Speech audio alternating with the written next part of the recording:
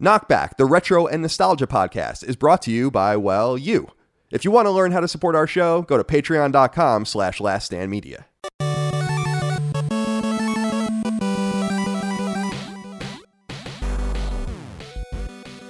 Greetings and salutations. Welcome back to KnockBack. My name is Colin Moriarty. I'm joined as always, by my brother Dagan, Admiral Hoshi Moriarty. Dagan, thank you for joining me today. How are you today, my friend? Thank you for the reminder. That's the one character's name I forgot to write down. I'm doing it right now.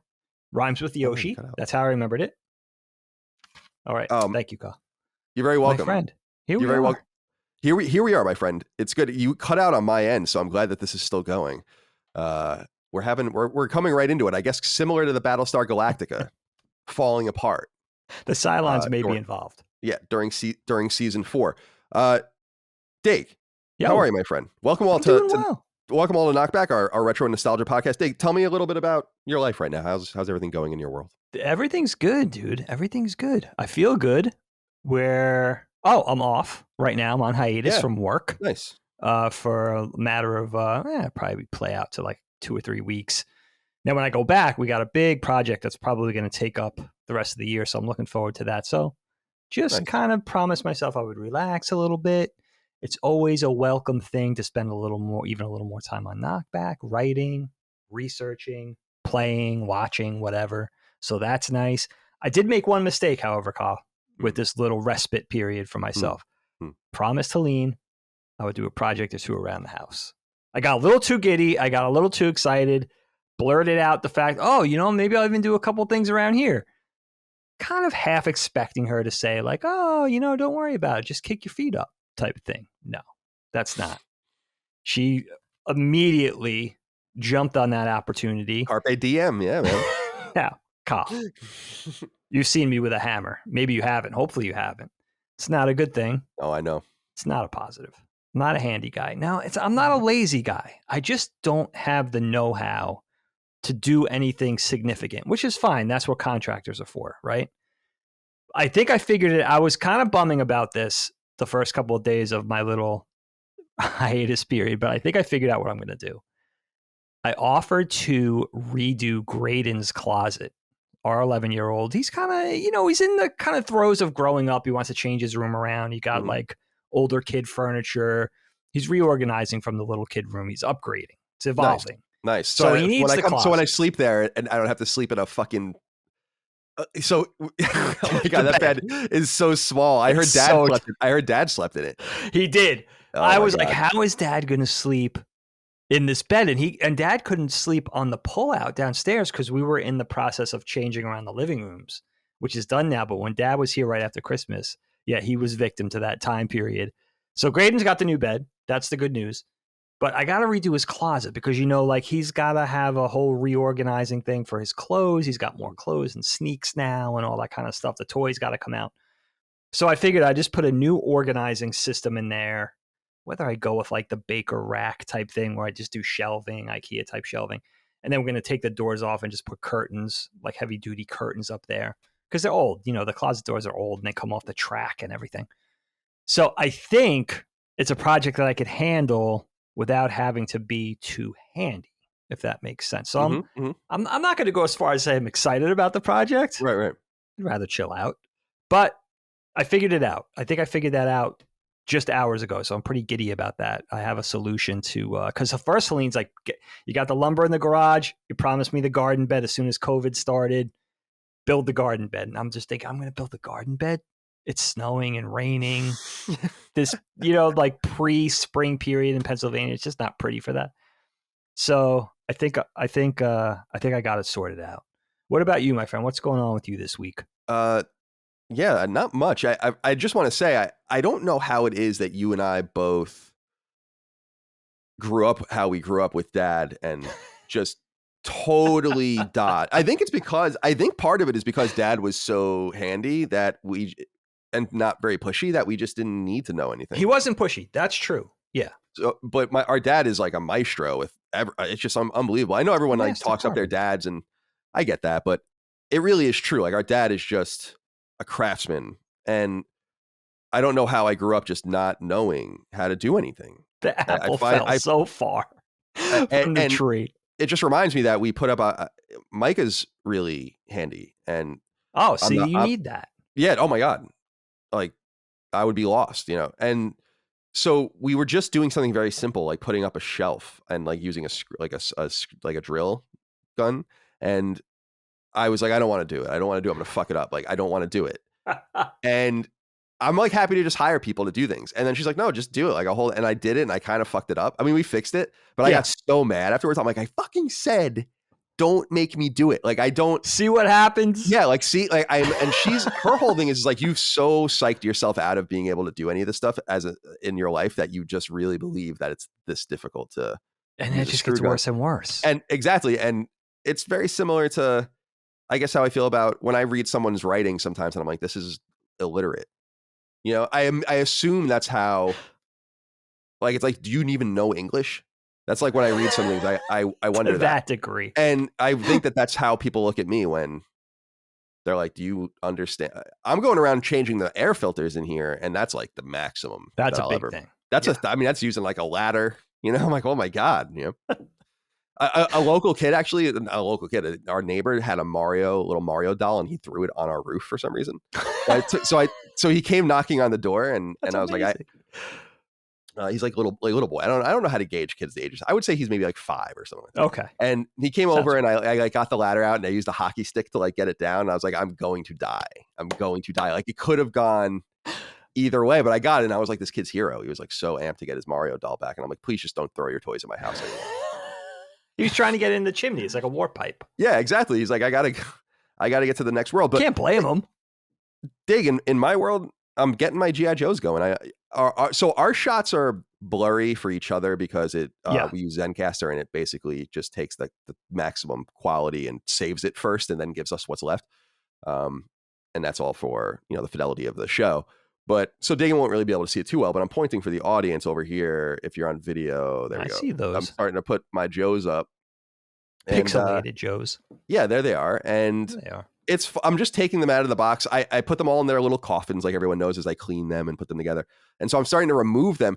At first, I was having a problem. Micah was making fun of me because I was like, I don't want to. I've OCD'd myself out of wanting to take these out of the box again. And she's like, no, you got these shelves built, like custom built to do this. You have to take them out of the box. And I'm like, all right, fine. Because I was like, well, no, maybe I'll buy a whole nother set and put them. And she's like, dude, this is insane. This is like insanity, So, but I wanted to ask you about this thing because I'm putting all my characters up. I'm doing a few things that I feel like are really important for my collection because I'm going to have them all up. There's going to be 500 and something. Oh, it's going to look awesome. And so I'm trying to be like, you're right-handed, you're left-handed. You're left-handed, you're right-handed. Anything big like Mutt and Junkyard, going to be difficult to get Junkyard in there because I don't want him to take up too much room. Oh, I see. I have like the incinerator who uses like a flamethrower kind of object. I'm like, I'm not going to use that because it takes up too much room. So I'm trying to kind of condense everyone. Okay. So like, Hawk has his pistol in a backpack and Flint will have his shotgun and all that kind of stuff. But no one's going to have anything too crazy. And I wanted to ask you about, this is a really obscure thing that I don't think people are going to know anything about. And I wish you could see. I don't know if you can see what I'm going to hold up to the camera. Okay, let me see. Do you remember these? Can you see it? Let me see. I can see it. Yeah. I see it. What was it about connecting G.I. Joe backpacks to weapons or to helmets or to body parts that made these things so satisfying? Cool. And putting everything together, it is my favorite part. Really? I don't remember. I think because I was a kid and I was just like, and I just threw everything away. Like I was just like, right. Like I just saw, there are characters I had where I'm like, I got this new and I do not even remember this item that it came with. So, because I probably lost it immediately. I have the same experience. In fact, I remember playing with Range Viper from 1990 in Meat Farms and dropping his rifle into one of the refrigerator, things. Yes, of course. Remember clear as day because it was like probably still there. Yeah, it probably is.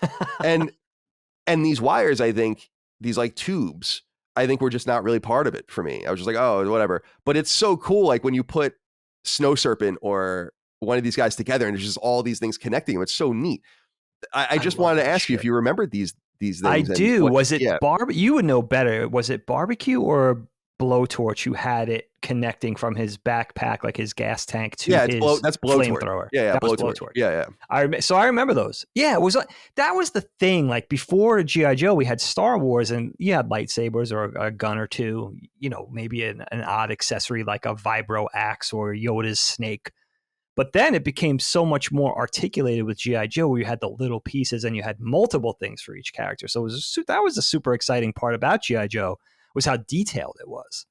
So those tubes are a huge part of that. Little handguns. Everybody had a handgun. Yeah, I loved we were that. talking about Firefly with his little toolbox that came off his backpack. Yeah, he had a phone. So cool. He had like a phone or a walkie-talkie or something like that too, which was cool. Right. Yeah. That's so really, you had so much more.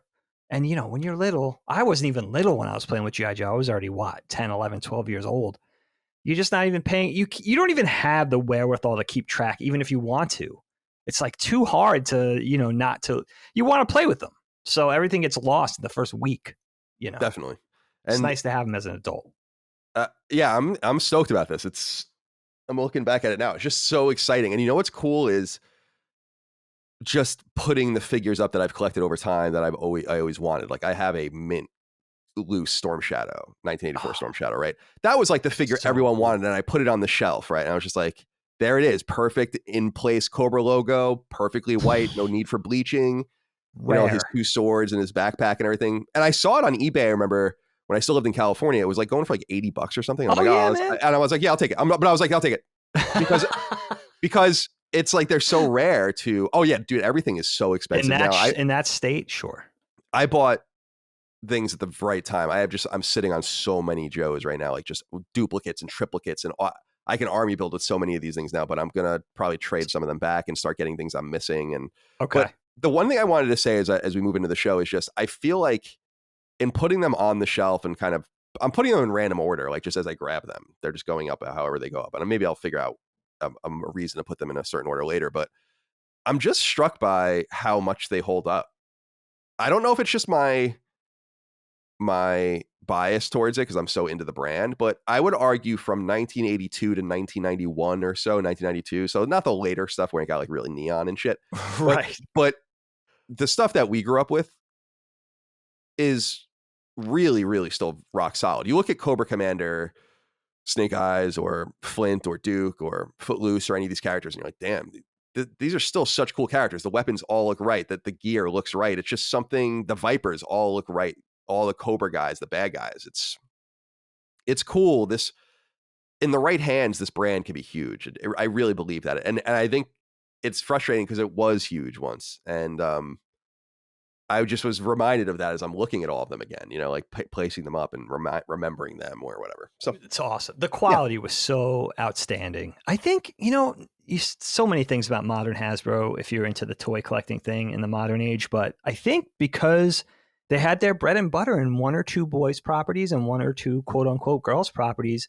Now they're so diversified, right? With gaming and buying Milton Bradley and Nerf and all this other thing. They have all these different things that they have to concentrate on. But back then it was one or two properties that really drove the entire company. And I think that's probably what it comes down to. Brass tacks was like, they had to put their all into these things in the marketplace because that's what paid the bills. Now it's like they have their concentration spent over so many different things. And the quality of toys back then in the early to mid 80s was so much better. I know I'm in the toy aisle as a collector and as a parent. Now it's down to like maybe, Imaginext toys and Lego, like the only high quality things you could find. And those are, preschool toys and a very specific building toy. You go after Transformers now. You need to go after Masterpiece stuff as an adult, which is really expensive, not just for Transformers specifically, but for any franchise that you collect for. NECA and all these, big boy and big girl toy companies. It's ridiculous. You can't go down the toy aisle and find like a decent toy outside of Lego. It's really, I think it's a problem, man. We were lucky growing up in that regard. Yeah, I agree. I agree. And I have this fantasy that I think I'm going to fulfill in which we try to make a G.I. Joe game at some point at Lily Mo. Oh, dude. And I think what we'll do is just at some point when we can find the time in the coming years, just say like, I'll just pay for this to be done vertically. We'll just make a stage and show them what it could be, and we'll make a video, and I'll be like, hey, my name's Colin. Here's every G.I. Joe release between 1982 and 1994. I'm a huge fan. I'm willing to fund this game myself. Just give us the license, and we'll make an SNES or NES style side scroller. Oh, dude, in the G.I. Joe good. with G.I. Joe with different playable characters and all of that. And I'm like, I guarantee you, from my heart, from the man with that shelf, right, that it will be. Can't be bad. It will be G.I. Joe. And I do know that Wizards of the Coast is making a G.I. Joe game, which is very exciting. I mean, oh shit, that's they've spun out. They got some of the BioWare, all ex-BioWare guys, like the Mass Effect and Dragon Age guys, and they're building out a studio. And they apparently got the G.I. Joe license, and so it'll be very interesting to see a AAA treatment for G.I. Joe, because there was that G.I. Joe game in 2020. It was awful. I platinumed it, but it was. So you went through it. Oh yeah, I did. It was horrible. I just don't know how you can make a G.I. Joe game is made in which you do not understand G.I. Joe. Like, that's a shame. Just get away from them. Like, how do you not have anyone that understands that you need to have like the obscure characters? Like, I'm so sick of seeing Duke and Scarlet and all these, and Roadblock even, and others. It's like there are so many characters. Airtight, Barbecue, Doc. Tap into that. There's so many. Of course. Chuckles. Chuckles is a very controversial character. Very, very. I was reading about a character named DJ, who you wouldn't know, but he came out in 1989, and Larry Hama hated him, I think, so much that they introduced and killed him on the same page in the Marvel. Wow. Yeah. But a named character, not a named character. Like a character that got a figure and everything, and they were like, no. That's awesome. And so they introduced him and then killed him literally in the same page. That's fantastic. That speaks to being like a kid because that's what we did with our action figures. Like, I hate Snow Job. He's going to die in the opening salvo, that type of thing. I hate Snow Job. You do. We all have a pent up rage about Snow Job in particular. Snow Job. How did they get away with that? How did they get away with it? You could have named him. There were other characters later on, but you could have named him Blizzard. There was a Blizzard later. Windchill was another character later. You had to name him Snow Job. If it was a red flag for a 9-year-old, it's a red flag. It never felt right. It never felt right. It never felt right. All right. But that's your passion, Kyle. So chase that. You got to do the game, because that's the nice thing about being where you are, right? You get to pursue those passions. That's your thing, man. Oh my God. That's when we would chase that. That's when we would have to have you on board, I would love it. I mean, that would be so fun. It'd be amazing. Just get people that just get it. I mean, it's not that hard. Yeah. That's what annoys me. I'm like, it's not that hard. It's the same thing with Star Wars. It's just not that hard. Stop making it so hard. Okay. Dig, let's get into the topic at hand. It's a big one. All right. Battlestar Galactica Season 4, stretched over 2009 and 2010 on television, Sci-Fi. This was the third time I think I watched it, because I watched it at the time, and then I watched it. People might remember I long ago dated a girl named Cheryl, and early in our relationship, we watched Battlestar Galactica. Of course, I would do that to someone. Wow. So I probably hadn't seen it in, I don't know, 9 years, 10 years, something like that. Long time. And I texted you this, although not to betray the nature of the conversation, but I'm like, this is like one of the greatest seasons of television ever. And I think even people skeptical of Battlestar Galactica, if you just give it your time, you get this payoff that is unbelievable and so satisfying and so extraordinary and so deep. And again, brings up this point that I feel, which is it's science fiction is just the smokescreen over what it really is, which is about religion and God and spirituality. And Battlestar Galactica Season 4 finally gets there and finally makes clear, yes, this is supernatural. Yes, there is a God. Yes, there is a plan and things in motion, and there are people that are dead that are living, and there are machines that went subliminally through space to find these planets, which were exactly like theirs, and and it all seemed to have happened for a reason. And I was enraptured with it, actually. When I was watching, I was like, this is even better than I remember. And I'm curious if you feel the same way, not to set a cadence where maybe we disagree in a major way, but how did you feel about the fourth season of Battlestar? Because I remember you saying with the third season that's when you felt like it became like serviceable to good or great. And I'm wondering how you now feel about season 4, the final season. Yeah, man, it's so crazy because It's so well. It's nice to have closure now. So we did season 1, 2, and 3. We did the Razor movie. Now we're getting to talk about season 4. And I know you're a great love, like an affinity for this series. And I had a crazy journey with this season. And as I remember it, a very similar experience that I had with season 3 specifically. For about, overall, it was kind of a wild ride. For the first, I would say about 9.5 episodes of this season, of the 21 episodes, I did find the series very heavy, very dire. It's unrelenting. I found it to be gloomy, I think, even crossing over into like maybe a little dour and unpleasant because there's constant tension, right? You have the darkness, you have the conflict, betrayal. There's all these things going on, murder and suicide, and a major character dealing with terminal illness, and a major character gets their leg blown off. And it just seemed like it was just getting deeper and deeper in shadow, and seemed like there was just no hope. I mean, maybe later on it gets even darker with miscarriages and sick babies and all this kind of crazy shit going on. And I know in reading about the series, even while it was airing, specifically this season in 2008 and 2009, it did get a lot of criticism for that. Like, it's just too gloomy, And I think I found myself kind of sitting back and looking at it, first of all, Kyle, as somebody who grew up with Star Wars and a very specific flavor of sci-fi, Indiana Jones, where it was like we had danger, we had stakes, but it was also kind of like a good time. There was fun.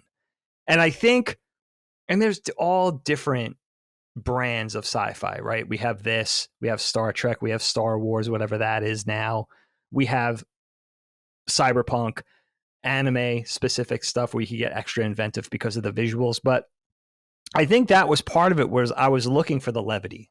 I was looking for the humor. And I know I mentioned this very similar thing in season 3, and almost no real lightness for that first 9 or so episodes, where it was like I was kind of looking for that. I was looking for a little more balance. And then I realized, well, you were brought along by a very specific kind of sci-fi that's sort of embedded in you.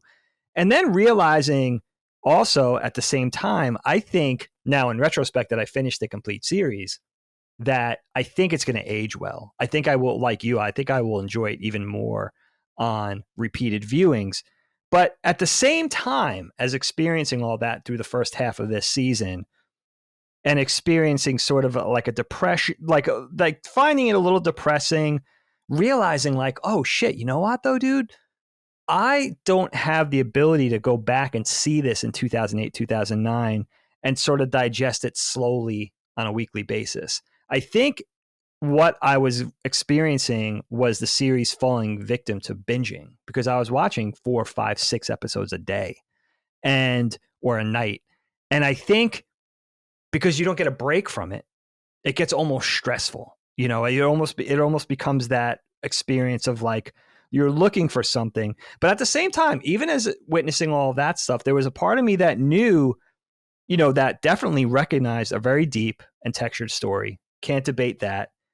Anchored by excellent acting, almost to a person, which is really wonderful and really grounding experience, something you don't often see in sci-fi. And some truly enticing carrots, that kept us coming along and chasing. We have, as we start this season, we have Kara coming back from the dead. We need that explained. Our curiosity is piqued. We have the quest for Earth, the ongoing quest for Earth.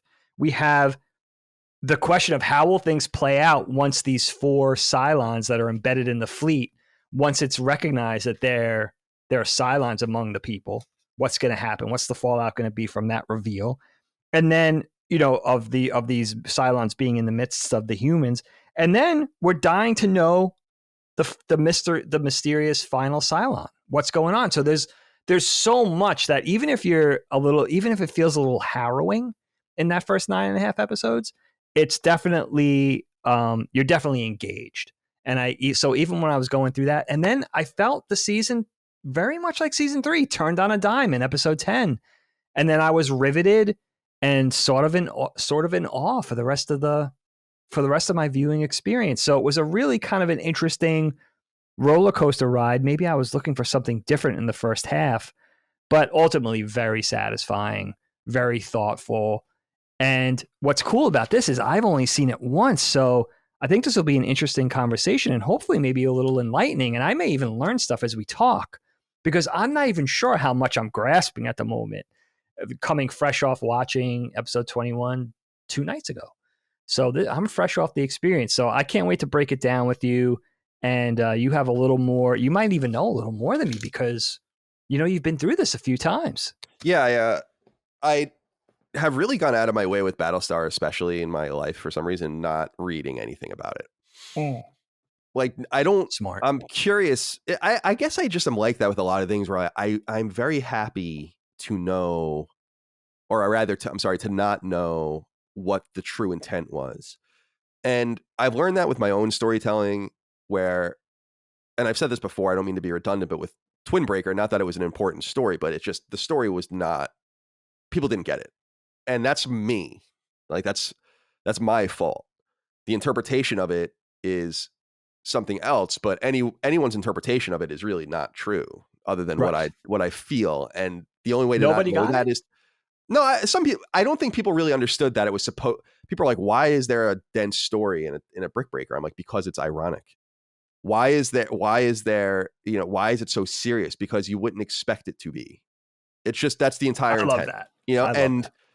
and it's about why war is bad. I mean, that's Sure. the nature of the game. But it was frustrating to me, but then I realized, oh, they don't get it. And that's kind of a failure of my own creation. I can't force people to get it.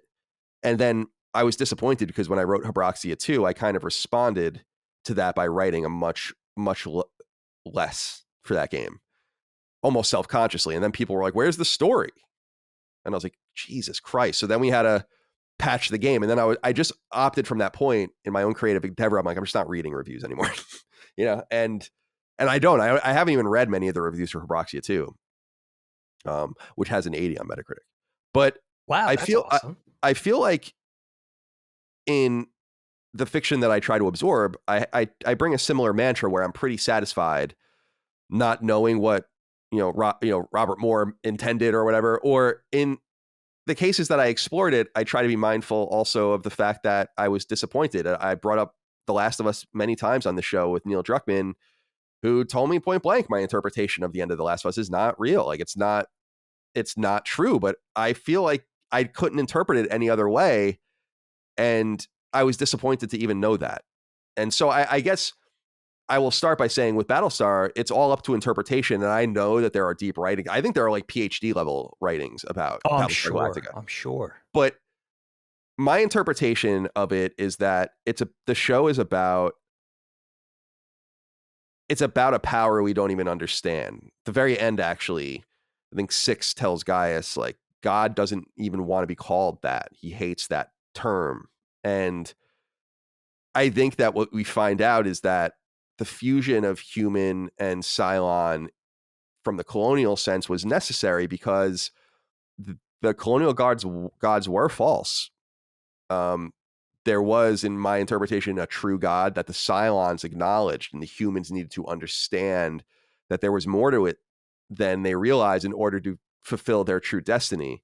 I also feel like there's a real Calvinist predestination type thing going on here in which things are set into play and it almost doesn't even matter what choice you make because that is the choice you're supposed to make in this inexorable path towards the real Earth. And I of course think one of the great bait and switches in the show is that the Earth that we know today is not really Earth, that they came to this planet and called it that, but it's not actually Earth. And while I don't really quite understand the timing, they come about 150,000 years before present, and you would think that maybe they would have come 30,000 years ago or 25,000 years ago. Although I understand, like, we don't find any remnants of them and their ships and shit. So even the raptors and all the small things. So you have to give it a little bit of time to erode and go away. And I understand all of that.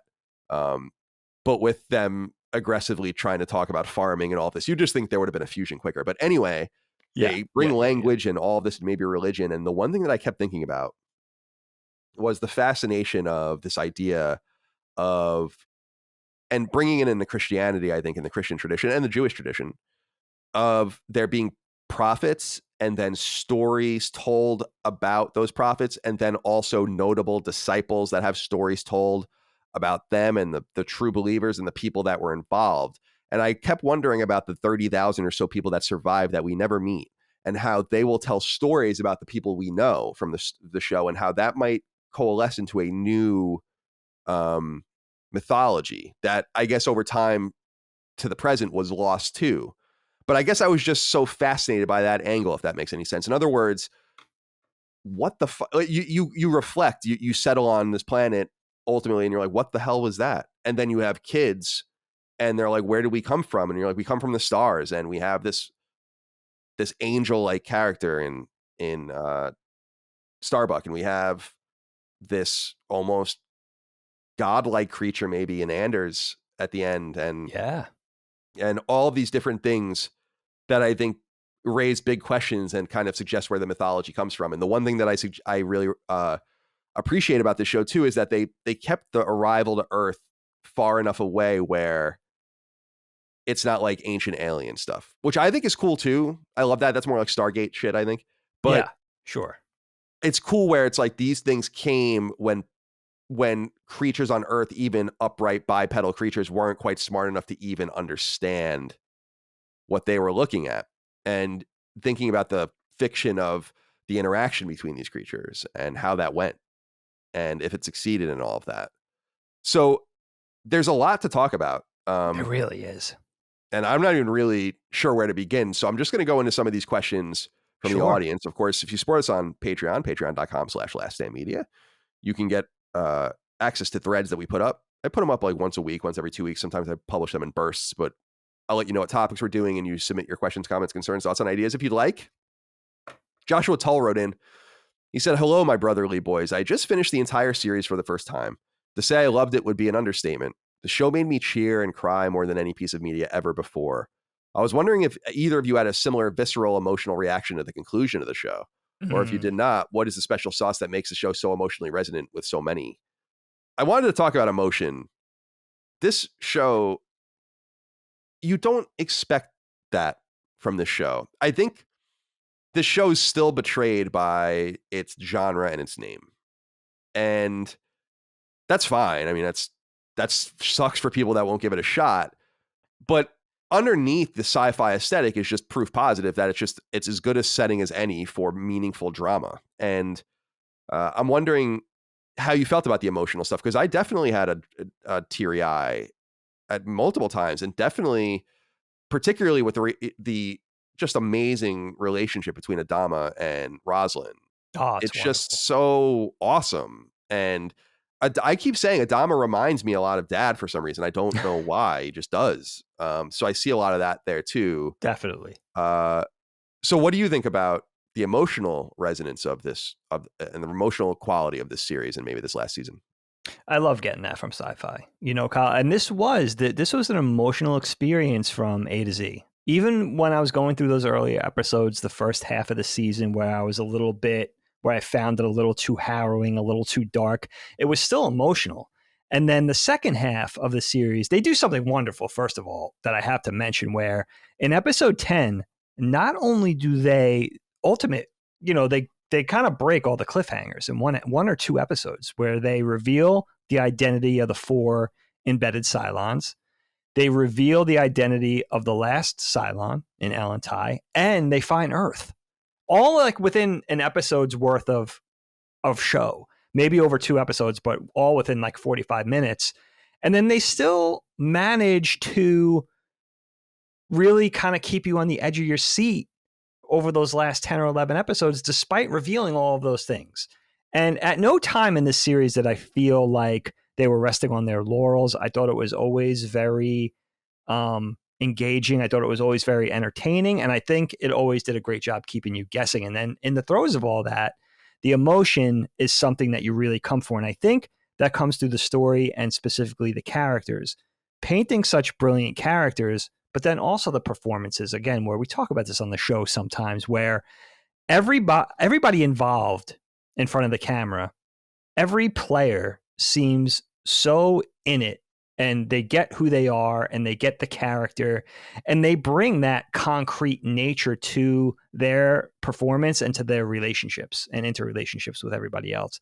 And it really makes for a real emotional experience. I think of one, obviously you said between Mara and Adama, Admiral Adama, but also like there's little moments in the end where Madam President is saying goodbye to Doc Cottle and he kisses her hand. You know, this was a very grumpy, sort of contentious, grumbling character, and then having that little exchange of warmth at the end and seeing how it's going to end for Kara, seeing how her journey is going to end, seeing how it's going to end for Lee, who was one of my favorite characters throughout the entire series. And the fact that they don't end it with a pretty little bow necessarily. Like Lee's going to be, there's 38,000 human survivors on that planet, but Lee's by himself. Kara's not there anymore. Adama goes off on his own. Madam President passes away. So it still ends on that emotional note where it's like, it's bittersweet. I think that this show really does bittersweet really well. And that emotion is something that this is what makes this one of the great works of sci-fi on screen, be it small screen or big screen, is that it brings that human dimension to the story. It's not just the tech, it's not just the robots, it's not just outer space and battleships and all this kind of stuff. It's the human backbone of the story that really, that makes it a great work of sci-fi, like a Star Wars, like a Star Trek. And, you know, I unfairly, through the process of doing reimagined Battlestar with you, Kyle, I would kind of always think, and I don't know if this was down to Larson and Moore or if it was down to other components, but I would always think of Battlestar, this reimagined Battlestar anyway, falling somewhere in between Star Trek and Star Wars, you know, feeling like it was kind of a hybrid of both things. But I think in the end, that was really kind of an unfair assessment. I think it's really its own thing and maybe even like a third flavor of big sci-fi, because I think in the end, you realize it really does its own thing. It's not, you can't really even necessarily compare it to those two franchises. It's really kind of becomes its own thing and maybe even has the most human and emotional dimension of any of that sci-fi that's come before, that's, you know, we love and that we've adored through the years, you know. Yeah, I think in some sense you need to remember your humanity and engage with it in order to enjoy Battlestar Galactica, where I think that there's sci-fi that's the exact opposite. And I think that I love that sci-fi too. I think about the movie I bring up sometimes, Arrival, which I think is an awesome movie. And that movie is all about stowing your humanity because it is not useful to the problem that you're confronted with, which is how do you communicate with something you've never seen that can communicate with you? And that requires a different sort of thinking. And that's a different kind of sci-fi. I think this sci-fi is powerful for the reasons you noted, because it does start with the humans and the humanity of the characters and even the little characters as well. But I think another reason season 4 resonates so much to me is that they start messing with the Cylons themselves. And I'm wondering how you felt about the Cylon Civil War and the idea that they were unimpeding the Raiders and then the Centurions, these more metallic and robotic, the original kind of Cylons, or the closest link to the original Cylons, and started giving them free will and choice.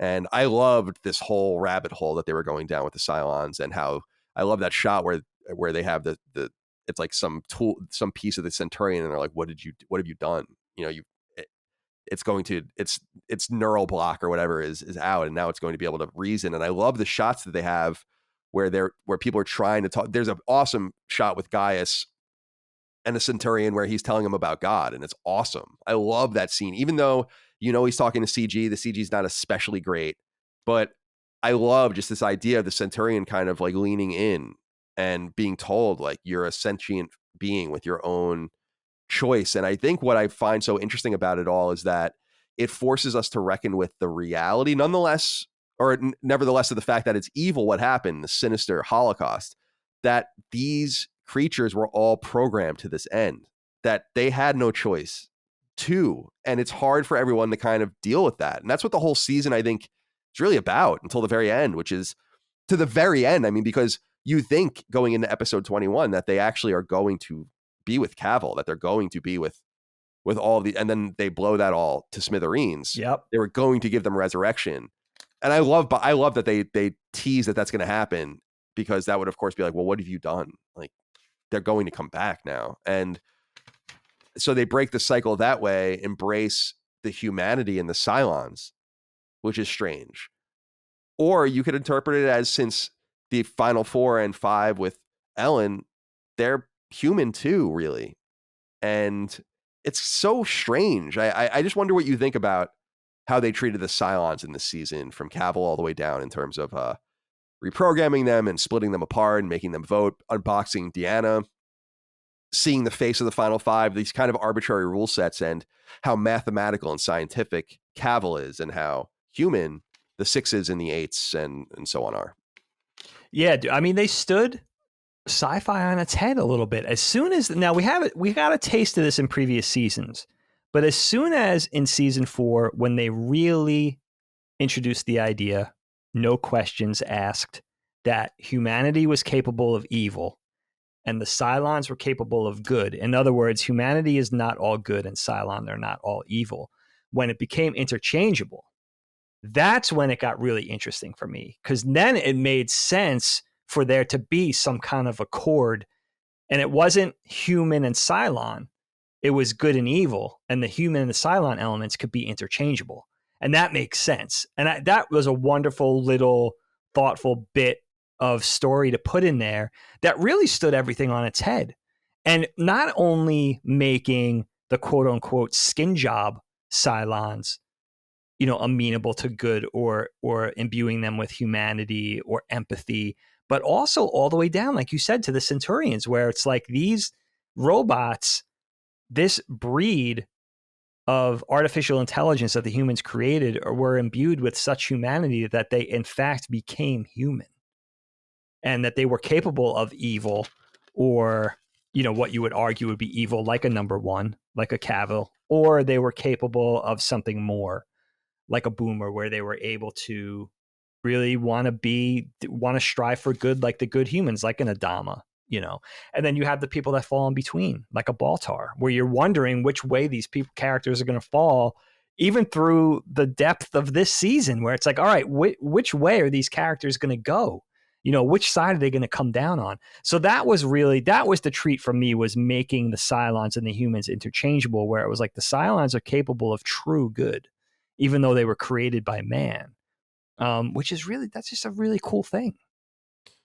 And on the opposite side of that coin is that are I think the humans, in which we're kind of forced to side with them as protagonists because they're human, but they're losing their humanity and tapping into the things that humans do worst, which is, these structured governmental systems and the rigid social orders that we sometimes come up with. And I think Rosalind just increasingly, and Lee Adama to an extent, increasingly flirting with fascism, I think, over and over and over and over and over again openly, is a sign of the disbalance or the unbalance in the story, where the humans who you're supposed to root for or want to root for are kind of the bad guys. Like, they're in it, and their revenge starts becoming like the center of it. And I know that it's hard to undo the original sin, and we'll talk about that in a little while, but because we have a question about that, about just going all the way back, undoing it all.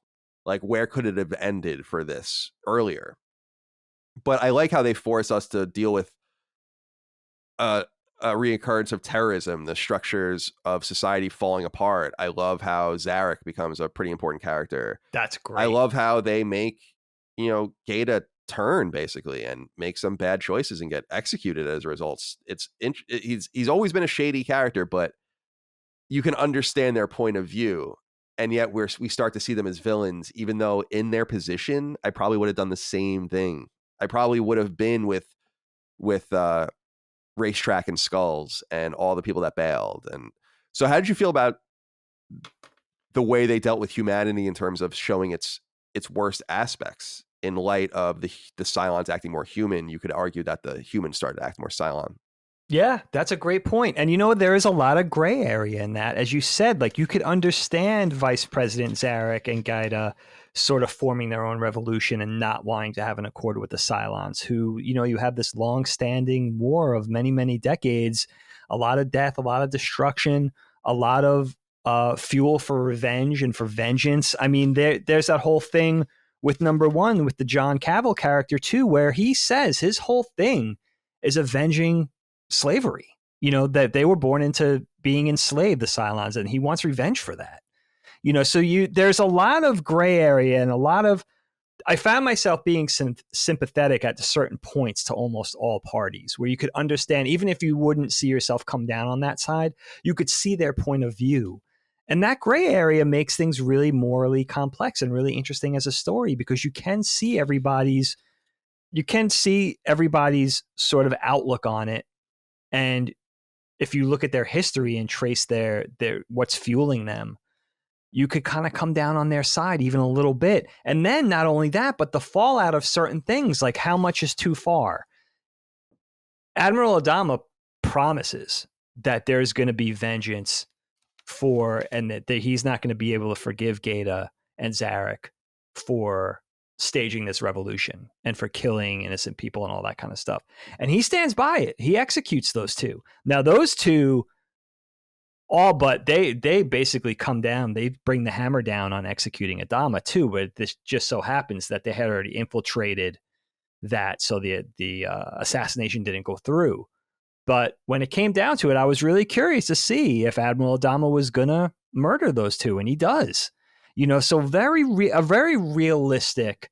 You have this far-flung space odyssey, this kind of space opera thing going on, and all these unbelievable things happening, but very grounded in human reaction, and really unbelievable human story, almost like that could have been a war story set on Earth, with much more familiar aspects. But again, just really grounding your sci-fi and giving it that foundation of a very human story with very human emotion and very human reaction, which I think is what makes Battlestar so special.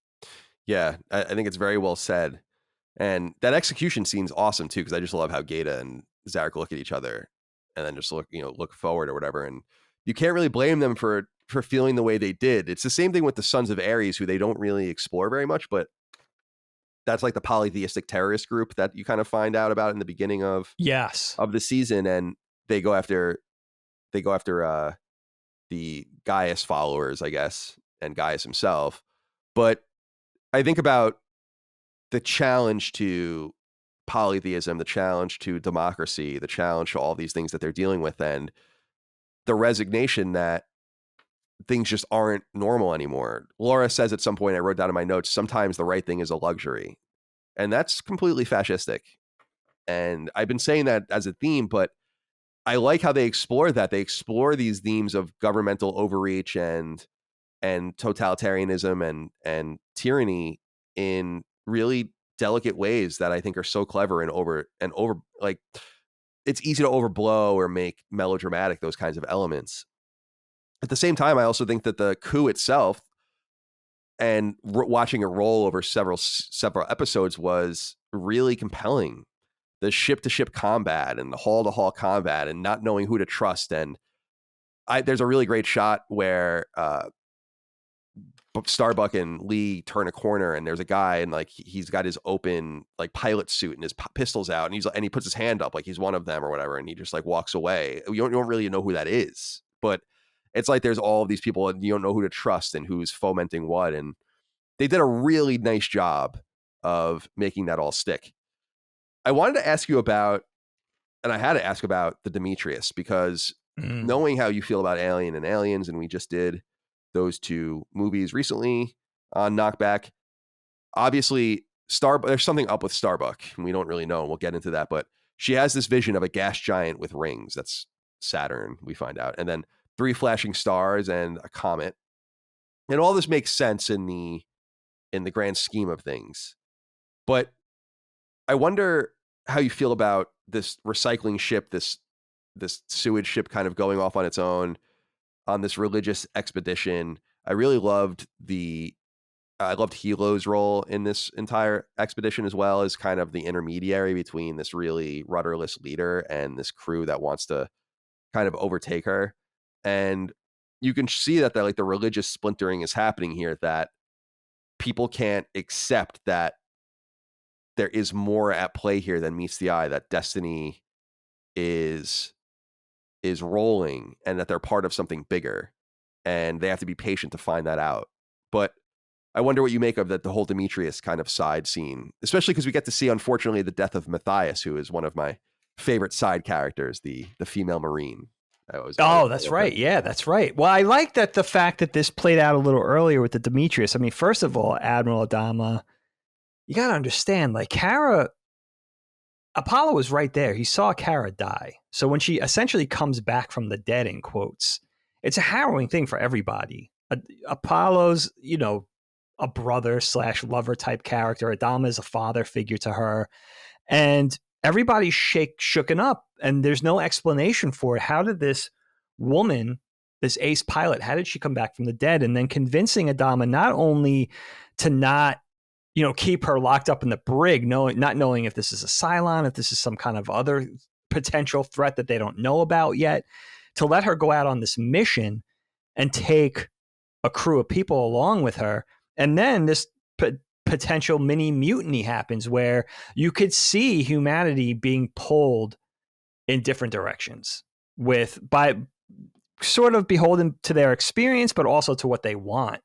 And look at Gaeta. I mean, Gaeta's involved on one side of the mutiny. Later, he'll be involved in a larger mutiny on the other side of things and loses his leg in the process. And then these people have to be, after this mission, these people have to basically agree to come back together and be part of the same fleet. And one of those harrowing experiences that they go through as the remaining clump of humanity reminds me very much of Finding Earth in episode 10. And it's the same kind of thing where they have this hope and then they find out there's not going to be a paradise. Hope fell victim to this sort of nuclear winter. It's a dead planet. And now where's the hope? So they're collectively going through these trials as a people. And that Demetrius thing was kind of the first one in the season, or the first major one in the season, where they have to go through these things. And I guess what you could argue that the goal is discovery, but what they're discovering is that it's going to be harrowing to stick together through all these trials, and if that makes sense. And that's what I got out of that. For me, it's like I was hoping in watching that it would spell out some of the mystery of what's going on with Kara, but what ended up happening was you get a little bit of these major characters, like you mentioned, Kyle, with Hilo. This is the first time we ever really get to know this character, even though he's been along for the ride through, the first 3 seasons. This is the first time we're getting any substance from these characters, and they're going through these experiences and these trials together. And that's really the tough spot, is having to endure these things and kind of coming down on different sides of the argument or different sides of the conflict, and maybe even changing as they go along. We see characters like that again with Gaeta, where it's like he feels one way and then his loyalty is kind of brought into question, and he ends up being brought along by Zarrick, and he gets brought along in a whole different direction. So I love the humanity in that too, where characters can change. Characters have conviction, they have courage, but even characters as important, linchpins and keystones like Madam President, it's their courage and their conviction that are, basically anchoring humanity, but they also could change. Their views could change. They can evolve, and they can be reasonable. And sometimes you make a mistake and you make the wrong mistake too, which many characters do. So, and having to maintain hope through all this is the weird. And we see that with the D character, right? She can't even hold on to hope anymore, which is another tragic thing. So that's, for me, it's like the Demetrius arc. That's what it really meant to me, was like, seeing these characters and the conflict and how that's going to play out on just hope. What did you make of the whole Earth angle? That Earth, the way they found Earth is 2,000 years after nuclear winter began, can't really live there. And that we ultimately find out that the 5 final Cylons are the original inhabitants of this planet. in some way and rediscover resurrection technology and send themselves out, and they end up sharing that technology with the Cylons that they find, that things are in motion already, that they can't warn anyone of bad things that are going to happen. I love specifically that they didn't discover FTL, faster than light travel, in that arc. Like, they don't have faster than light travel. They know. Oh, That's why they're traveling subliminally, which is sure.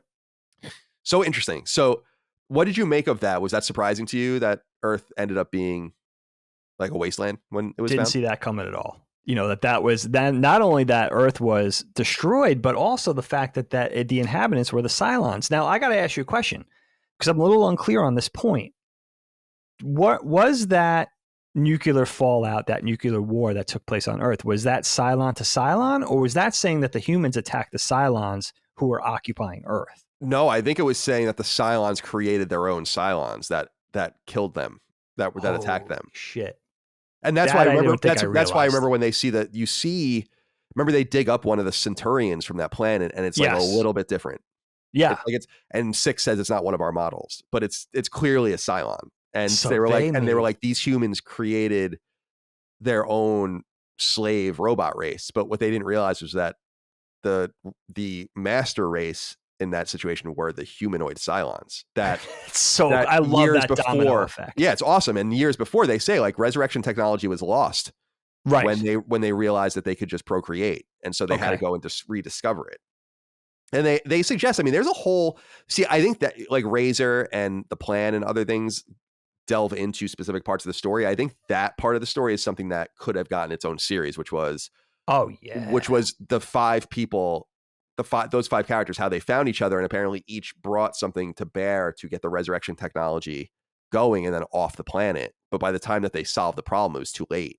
So that makes sense. So yeah, that would have been a fun story to explore, but plenty of substance there. Did you? Yeah.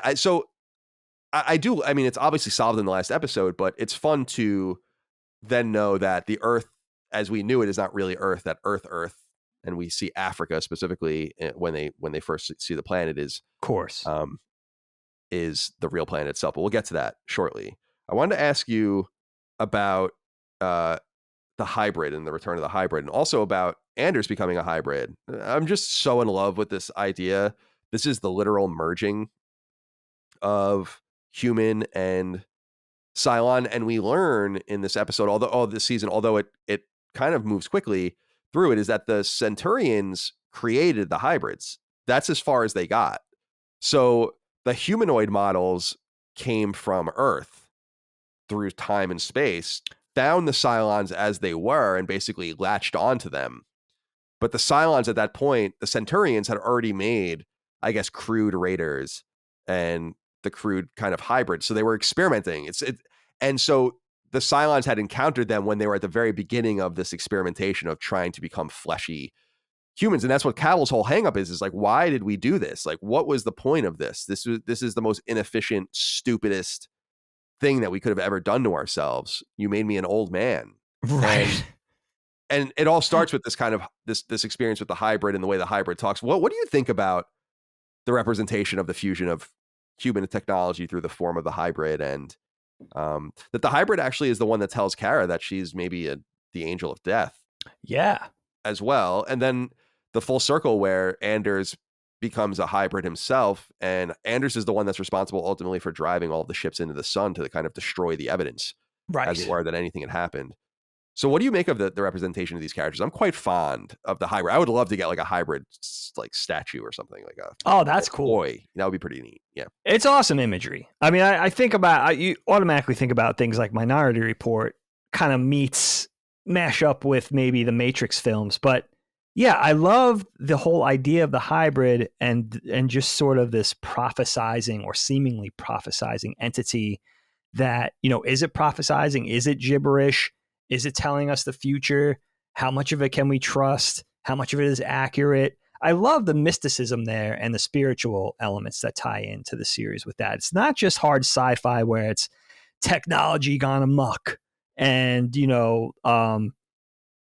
the arguments for creating artificial intelligence or for creating robots that are basically indentured, created in the in the mode of humans and doing work for them, or, you know, creating your own slaves and all that kind of stuff. It's more than that. You're crossing over into the religious elements and the mysterious elements of the story. And, you know, it really, it makes for a lot of fodder for keeping you guessing and spelling out this universe. And what does it mean?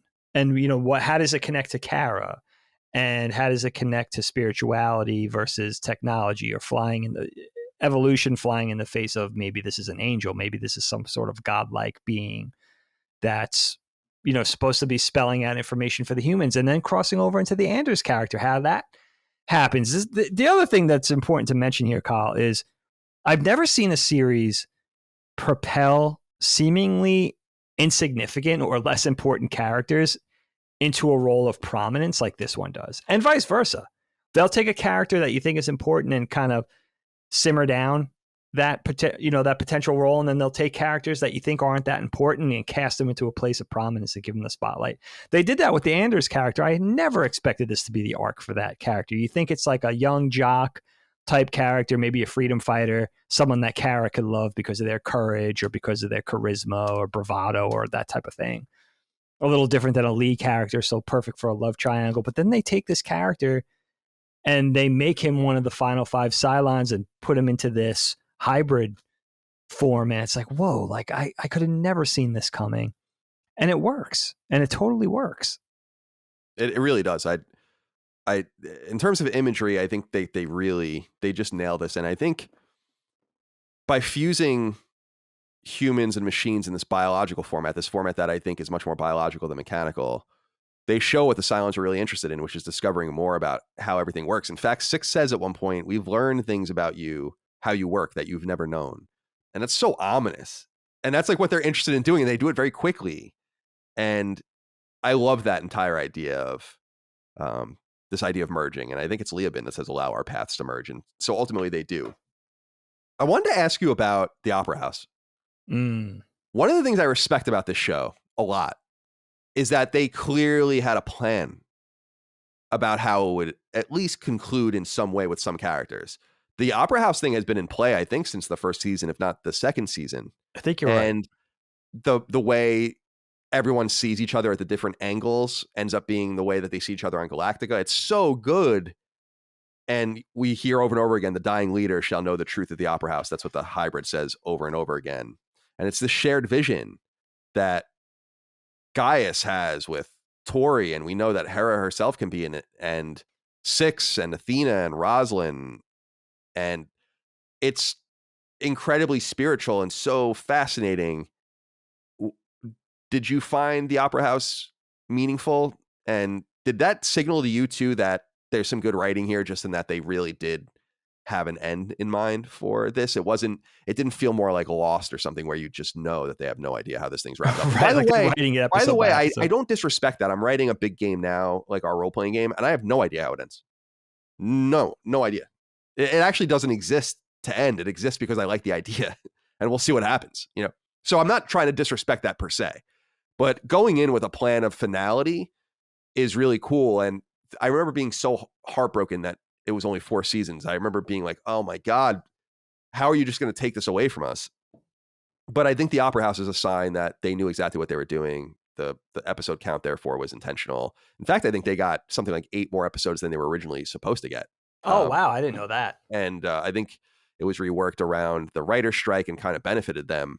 So they got a little bit more time and space to actually even flesh things out. But what did you make of the Opera House scene and the shared vision, and how we find out that all these people really are in this, seeing the same things, sometimes in the same room, experiencing it right next to each other? For instance, in the sick bay, when certain people are having those dreams.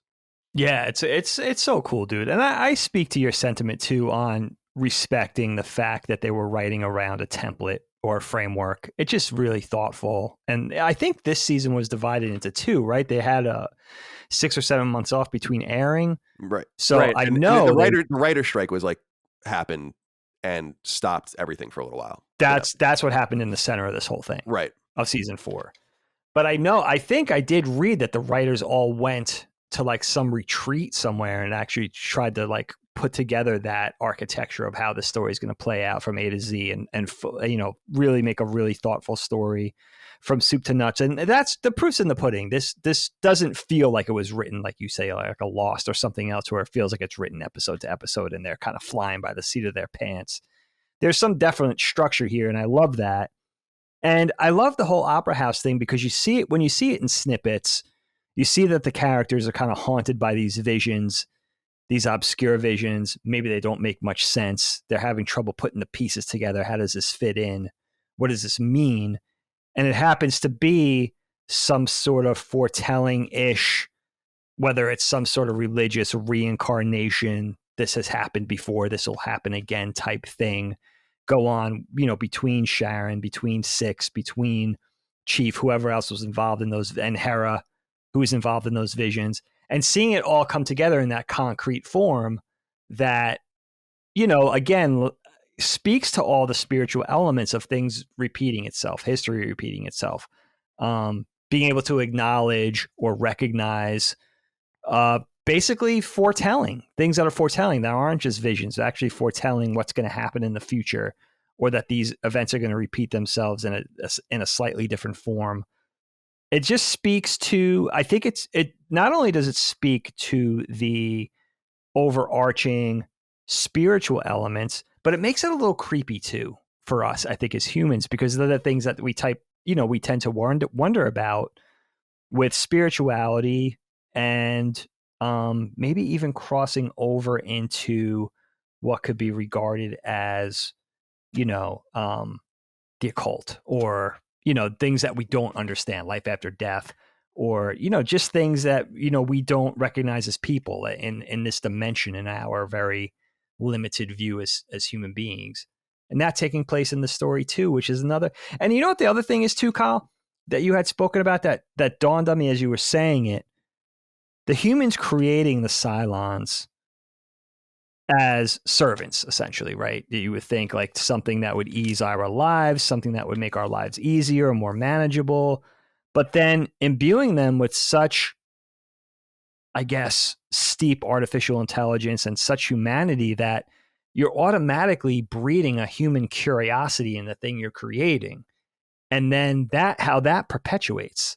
So now the Cylons have their own curiosity and their own creativity and their own sort of desire to evolve and, sort of learn and all those kind of things.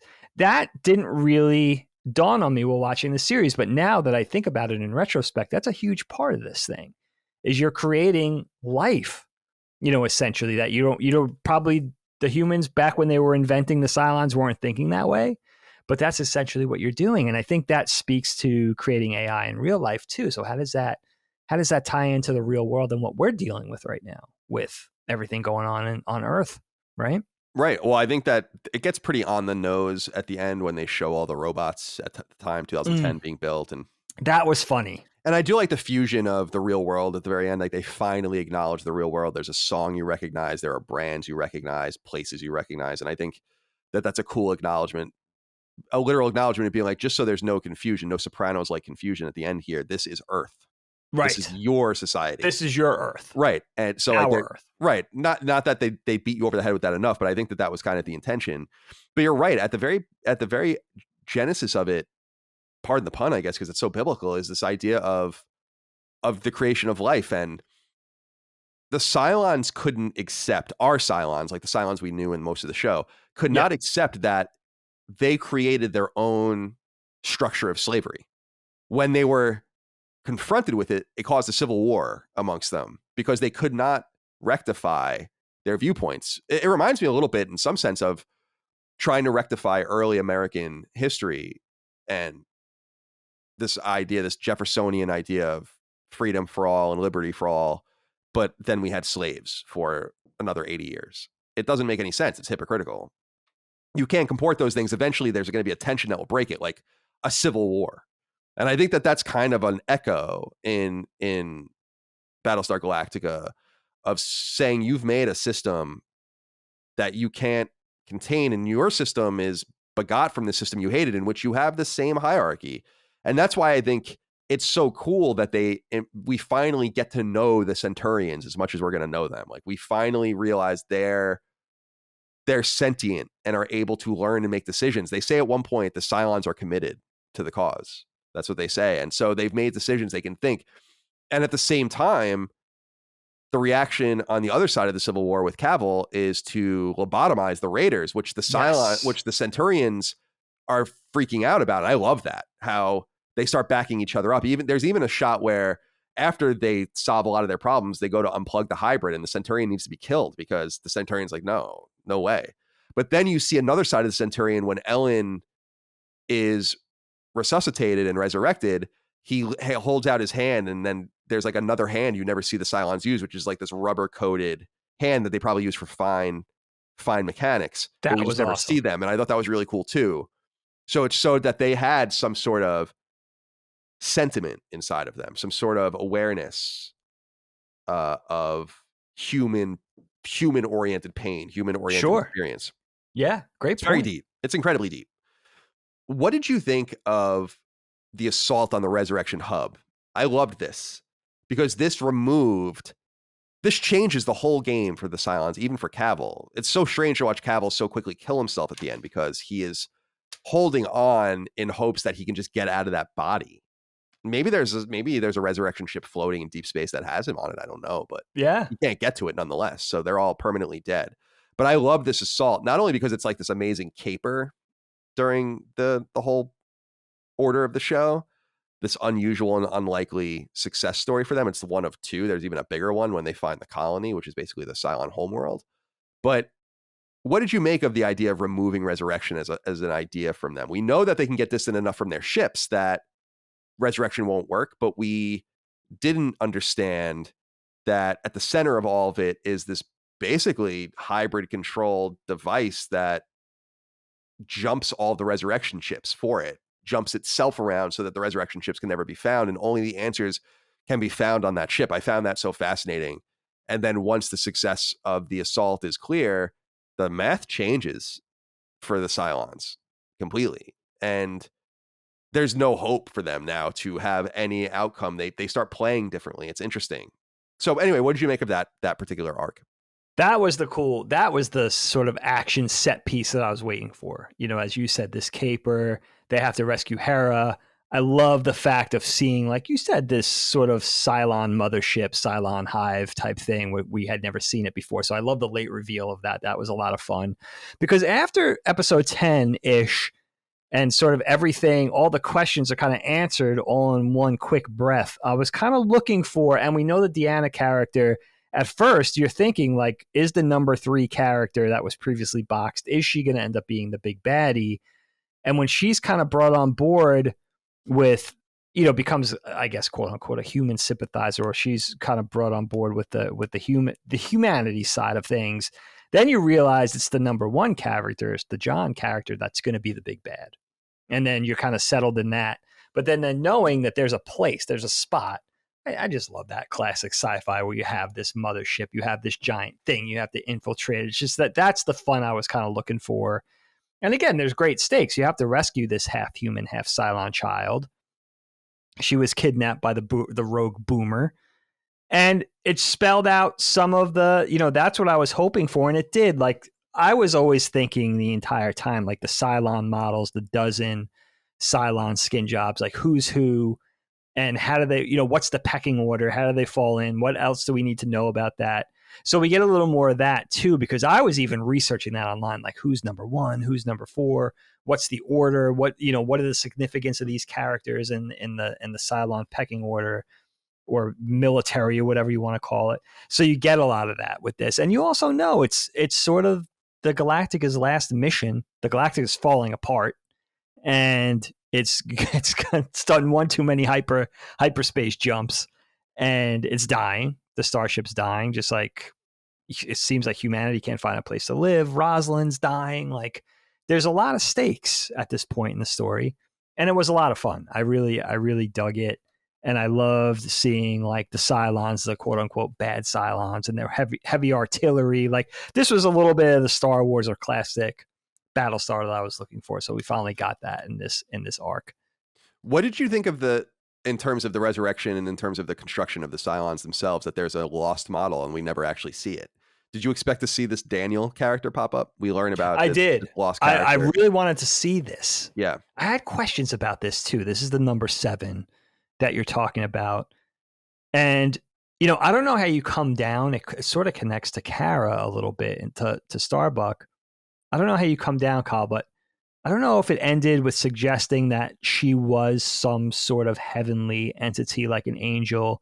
Was she a Cylon? Was she a sort of half-breed? But I think I read somewhere, I needed a little help in understanding this, that number 7, the Daniel character, was actually Kara's dad.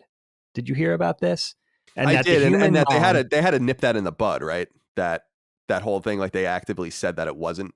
Oh, did they say that? That Daniel was, I think If it was they something did, I like missed that. it. Well, I had just remember reading that was like something that they nipped in the bud because they were afraid people would be disappointed that it wasn't true, you know, like Okay. that it was so compelling. Because all we know about Daniel is that he was created second, I think, Okay. and that Ellen started getting jealous, or Ellen started like showing him favoritism, and Cavill destroyed all of the resurrection stuff. Like remember they said something about like contaminating the fluid in all of the bays, Right. so that Right. he Right. couldn't be Right. revived, and then he killed him. Okay. He showed like demonstrative creativity or something like Yeah, that, right? something that like was something that was like he was sensitive. Yeah. He was like the exact opposite of Cavill, and Okay. Cavill was made, Okay. I think, to be more like what her dad or something. She says some weird thing, which makes. But it's so cool that there's one that we never even get to see. Yeah, it They is took cool. it out ages ago. Yeah, it's interesting that we never like. I was always expecting he would like he would pop up somewhere at the end, or whoever, or maybe it was someone amongst the fleet that we just didn't know who that was. But it wouldn't really have made any sense, I guess, when you really think about No, it. I guess you had enough there. I like this idea of merging of mythologies between Cylon and human, but also this need that they need to work together and be together. And Dan Patterson wrote in about this on Patreon. He says, Oh, Dan. Brothers Moriarty, now that we've reached the end of this amazing series, I have a simple question. Could you go the path of Baltar and Hilo and have a relationship with a Cylon? Or do you believe in human-only relationships in this universe? Thanks for these episodes. It finally pushed me to watch the show. Awesome, Dan. Hey, Glad to hear nice. that. I'm curious, Dave, what you think about this. This is one of those relativistic questions. What I mean by that is it's very easy for me to answer the following question a very predictable way, which is, if you were alive in 1700, would you have slaves? I'd be like, no, of course not. Right. Now, I'm talking about that through a relativistic lens. I'm a modern man with modern sensibilities. I wasn't born at 1700, and I could not possibly really know the answer to that question. I feel like in terms of the question of Cylon love and all of this, and love being a central component, of course, of the show, is that I would like to think that the answer is no. I said this earlier, that I could imagine that I would have been with Zarrick and those guys, because how could you forgive the original sin? Right. And it's just too hard. You can't. It's very human. The revenge cycle is endless, but I don't think I could let go of it. But I don't know, because relativistically, I might have been in that situation where, Hilo fell in love with 8 because of their experience on New Caprica. It didn't just happen. Right. And so maybe I would have been subjected to the same experience. Obviously, look at the way Adama feels about and struggles with when it's exposed that Ty is a Cylon, or that Chief is a Cylon, and all of this. It's startling. But then, are you reminded of their humanity, or it's not even humanity, it's their sentience, their existence, their very existence. And so I don't know the answer. And I always think about that when people ask, like, how could this great man like Thomas Jefferson had slaves? And I'm like, I don't know. It seems impossible to imagine, but clearly it happened. And so there's some sort of weird rationale in this guy's brain that relativistically we just are so detached from that we can't even answer the question.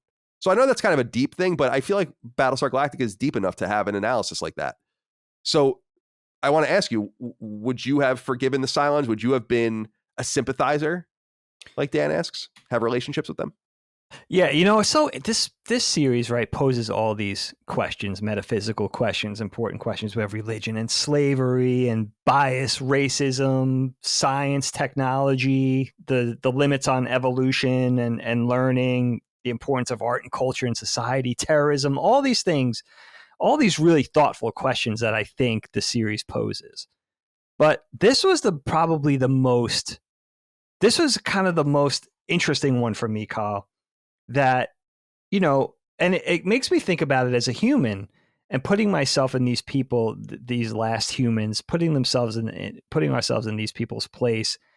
Here's the thing. If our human senses can't detect any difference between a Cylon and a human, is that a human? You know what I mean? Like, if there's no way for us to tell as people, Mm-hmm. if we're dealing with somebody, a Cylon or an actual flesh and blood human, is that actually human? You know what I mean? There's just no way of telling. There's just no real differences, at least to our whatever limited recognizing capabilities, right? So, in other words, and not only that, but also if they could be that human, then having some sort of understanding, having some sort of accord with these quote unquote Cylons, with these other people, it would just make sense to me, right? These are basically people. We created this thing that evolved to this state where it's nearly impossible, if not fully impossible, to even tell the difference. And they demonstrate humanity, they demonstrate empathy, they demonstrate all these human traits, and it's genuine and it's authentic. Then it's a question of, even though that would be difficult, it would be a far-flung leap as humans to accept these other things as people. I think, yeah, for me, I want to say, I think I would, in this world, if this is the understanding, if this is the exact sort of grounds for recognizing these Cylons as people, I think I would. I think I could do that. Not only that, but then it gets into having copies. And if there's no way to identify the copy from the original, then you're getting into a whole nother question, right? Of like, let's say losing a loved one. If you could create a Cylon of that loved one and it's a perfect proxy of that original important human, is it that human? We can't tell the difference. Is it that same person? So it gets into all these crazy things where it actually almost seems like a really big positive, where it's like we never have to experience loss again, maybe even. So that's a tricky thing to wrap our heads around. It's very sci-fi, but for me, yeah, I think I come down on the side of, if we're capable of that, could be a good thing. I think maybe the word humanity in some way becomes a synonym for our understanding of consciousness and that surviving. Sure. And one of the things that I think is really interesting I wanted to ask you about in this regard was the return of Elosha, the priestess. And I love that episode because the ship is just jumping. And we get a lot of time with the hybrid. It's saying all sorts of crazy shit, and then it just jumps randomly to random places. And every time it jumps, the president has a vision with Elosha that gives her more insight. And she says something really important. She says, if humanity will survive, it can't be on a case-by-case basis. As the mythology becomes, when they find Earth, the mythology becomes softened. I think everyone kind of realizes the stakes are at play here. What did you feel about seeing Elosha again? How did you feel about seeing some characters that we hadn't seen in a while? I really loved seeing Zach, for instance, in the final episodes. We'll talk a little bit more about that. What did you think about some of the spirituality being brought to bear? This idea that it is, to your point, more about consciousness than anything else, and our understanding of the way we interface with the universe. Yeah, I think that spirituality is important. I think that conversation that Madam President has is part of her, part of her journey in seeing something that she hadn't seen previously, because she's courageous. She's got that conviction, but her sort of understanding needed to evolve a little bit too if they were going to survive as as humans, and coming around to having some sort of truce or some sort of understanding with the Cylons, of course.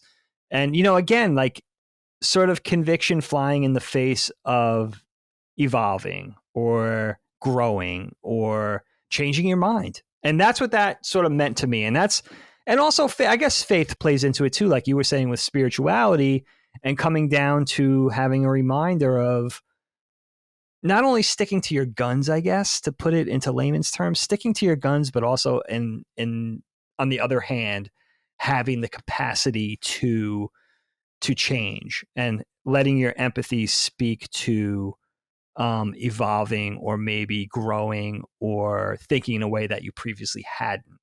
Which I think that's a big takeaway from me for this season of Battlestar. Same thing with other major characters like Admiral Adama. I mean, it's just like he had to basically not only trust his instincts, but trust the people that he loved, and change his mind, and also put aside his biases. And again, that need for revenge, and just trust that, and very difficult decisions, right? I mean, you make the wrong decision, it could mean the extinction of humanity in his case.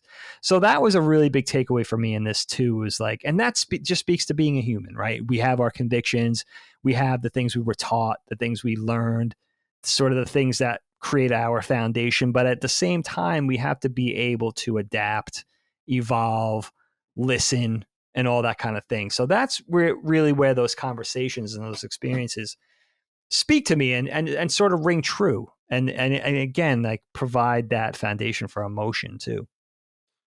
Let's delve further in on Tom Zarrick, if we can. Oh, good character, man.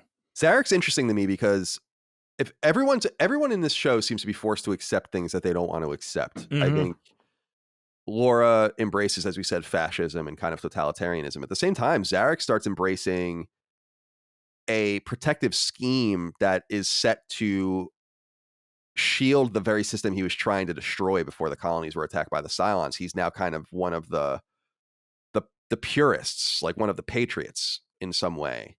How did you find that? Now, I want to be clear, Zarrick is a murderer. I mean, they kill the quorum and do other things too. It's totally undemocratic what he's doing as well. But he's doing it, so he says, in the name of protection of the system as it is, and that it's being corrupted and bastardized by Roslin. So I'm curious what you make of his kind of rise and his reappearance as kind of an important character in this entire season. And ultimately he meets his, I think, deserved end, but he's riling everything up, but also acting as a protective agent for something that he really dedicated his entire life, went to prison, wrote manifestos and all this to try to destroy. Sure. Yeah. I mean, he's a revolutionary. I like what they did with his character because they really surprised me with him. You think by the time season 4 starts, he's brought along and he seems to be on the side of the human fleet, and he seems to be an ally for Roslin and for Laura and for Admiral Adama. And then he sort of, it flies in the face again of everything with, taking exception to the humans and the Cylons having this sort of truce and having this accord, and he doesn't agree with it. And sort of that revolutionary comes back out, and he leads this group against Adama and against the leadership of the fleet. And it was interesting because you think by the time he went through this journey where you didn't know if he was friend or foe. And then when you finally think he's a friend, it changes again because the dynamic of what was going on changed. Now, had that not happened, had Adama stuck to his guns and not developed this accord with the dissenting, rebellious Cylons, how would this dynamic have changed? But I like that. I like the fact that through and through, he remains who he really was, who we knew him to be from the beginning, who was a revolutionary and somebody who, right or wrong, had the conviction to stand up. And he in a murderous way, he's kind of a despicable person, but you got to give him credit at least for sticking to his guns, and the fact that he really genuinely felt this way, and he took the fall for it. And I got to mention also the part where Gaeta and Zarrick think that Ty and Adama are executed. They think they're gone, and they go to Raza and they're like, look, on the, they're talking to her on the comm link or whatever, and they're like, look, they're gone. You have no choice but to go along now. And she's like, no, I'm coming for every one of you. Like, that was a spine chilling moment for me, where you see, not only do you see his conviction, he happens to be wrong, they're alive, but you see in that moment, you see Laura's conviction too, that even without Adama and Ty being alive, she's still going to get revenge too, which was like, whoa, like that was a great kick-ass moment for me. One of the highlights of the season for me. Yeah, she's awesome. She's a great character. Okay, I want to ask you about the Battlestar as a ship and as a character. Obviously, it's a ship, and we know it is a ship, but it's character more than anything. And we see its demise in this episode, and they kind of do a nice job of slow playing it. As the ship is jumping around, first of all, it's been just endlessly bombarded by ordnance, and it survived nuclear direct hits and obviously plenty of conventional weaponry, just tons of damage. In fact, when they jump into the colony at the end, near the end, and it's just getting like point blank, just obliterated by gun batteries, but it's too close to use nuclear weapons, so they're just using conventional weapons. It was sad to see it go, and I like this entire idea that the Cylons were trying to help them by rebuilding the ship, but that it ended up giving Anders some weird control over the ship as well, which ended up helping them because he was then able to kind of directly just lead the ship into the sun. But I wonder what you make of the ship as a character, and kind of, it was sad to see it crumble and go, and the way everyone cared for it. There's some great scenes of different characters walking around different areas of the emptied out or hollowed out corridors and bays and offices and the CIC and all the different locales. How did you feel about Battlestar Galactica as a ship and as a character? Oh, dude, you're right. I mean, it is a character. I mean, it's the setting, the primary setting for this whole series, our whole experience with season after season. It always reminded me of, first of all, I love seeing it compared to a more contemporary battleship like the Pegasus, where you see that this thing is older, the design is older, it looks a little more cumbersome. It always looked like kind of like a scaly toad to me or something, kind of robust and stocky, like a lizard almost. You know what it reminded me of? I thought about this watching this season. It reminded me of that dinosaur. I think it was called an Ankylosaurus. It's like this armored, low-slung, turtle-like dinosaur that had this long tail with like basically a wrecking ball. Yeah, I know what you're talking about. Yeah, that's you know what I'm talking about? It kind of reminded me of that. Like it would just, and I think that wrecking ball, that huge weighted thing at the end of this tail, they were designed to knock down, I don't know if it coexisted with a T-Rex, but much larger dinosaurs that would knock it down so it could get away, type of thing. It always reminded me of that. And I love the fact, I think Laura says it at one point, it's a very emotional moment where she says to Adama, you're losing both your women at the same time, because the battleship's dying, Laura's dying of her cancer. And, it has these giant, comes to pass that this thing has been running for so long. Not only is it ancient, I mean, don't forget, in the beginning of the series, it was already, before the Cylon attack, it was in the throes of being decommissioned, basically being like a museum ship, like the USS Intrepid or something, right? So it was already in the process of being brought offline. It was old. It was inferior to what the humans had. And basically all these huge cracks. And then it turns out that there's all these pressure cracks in the metal. And they develop that Cylon substance that's like that ooze that they're using to paint on the ship that's like going to turn into some sort of bonding cartilage for it. So the ship, not only is humanity and the Cylons bonding together, but the Battlestar Galactica itself is becoming part Cylon ship, which is really interesting. I love that they did that. And the fact of like, they took exception to that at first. Adama didn't want that. He's like, I don't want my ship to be like part Cylon, but if this is the only thing that could save her. But you see like jump after jump running from the Cylons for so many years. Like this thing is just falling apart, the seams. There's nothing that could help it. And it's so sad to that last battle where you could see it sort of pitching and everything like that. You could see the parts just almost moving to the point of breaking off. The hangars at the side, those really iconic hangars at the side for the Vipers and the Raptors, They're kind of look like they're pitching in such a way that this is going to break off any second. And the whole emotional thing of just flying not only the Battlestar Galactica, but the entire fleet into the sun and like retiring it. I really thought they were going to show that. It's kind of cool that they didn't, though. It's kind of cool that they kind of, again, like show, don't tell type thing. But yeah, I mean, such a great, iconic, visually striking, one of the great battleships, right? You have the Yamato from anime fame. You have obviously the Star Destroyers in Star Wars. Then I think the Battleship Galactica is right up there, man. Just an iconic sci-fi ship that will go down in the annals of sci-fi as one of the most important. Or the annals. Oh. All right. Let's talk about a few more things as we begin to get towards the end of our conversation. I wanted to ask you about the flashbacks at the end, towards the end of the season. There are 5, I think. There's a series of flashbacks with Kara, Zach, and Lee. There's a series of flashbacks with Gaius, Six, and his father.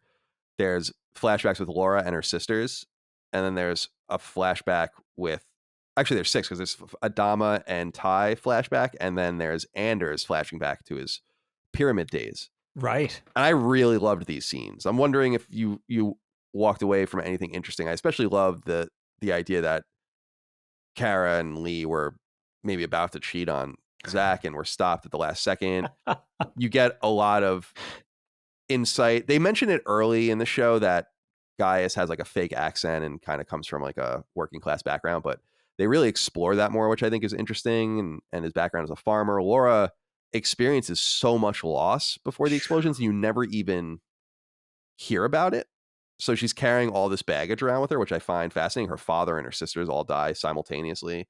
That was insane. Adama almost walks away for the money to go work in private enterprise and is drawn back to the Battlestar. He wouldn't even have been there if he didn't make that decision. And Anders talking about his obsession with perfection more than winning and doesn't even care about games and stuff like that. I actually really liked those scenes. That was cool. So what did you make about those different flashbacks and the decision to show us a little more of the pre-Holocaust days, which we hadn't really seen too much of, especially in the last like 2 seasons? Yeah, it's true. Nice character building moments, man, that tie back into the characters that we knew during the series, during their outer space conflict that they were all part of. Right. Like, I'm sorry. I just want to interrupt.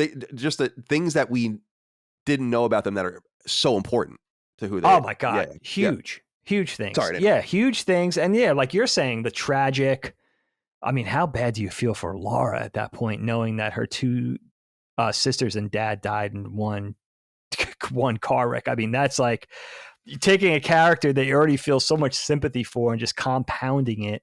And then the Anders thing was awesome. I loved that. How bad did you feel for Zach Adama in that moment where, Lee and Apollo and Starbuck were just 2 peas in a pod, like they were just meant to be. And Zach was just kind of caught up in all that.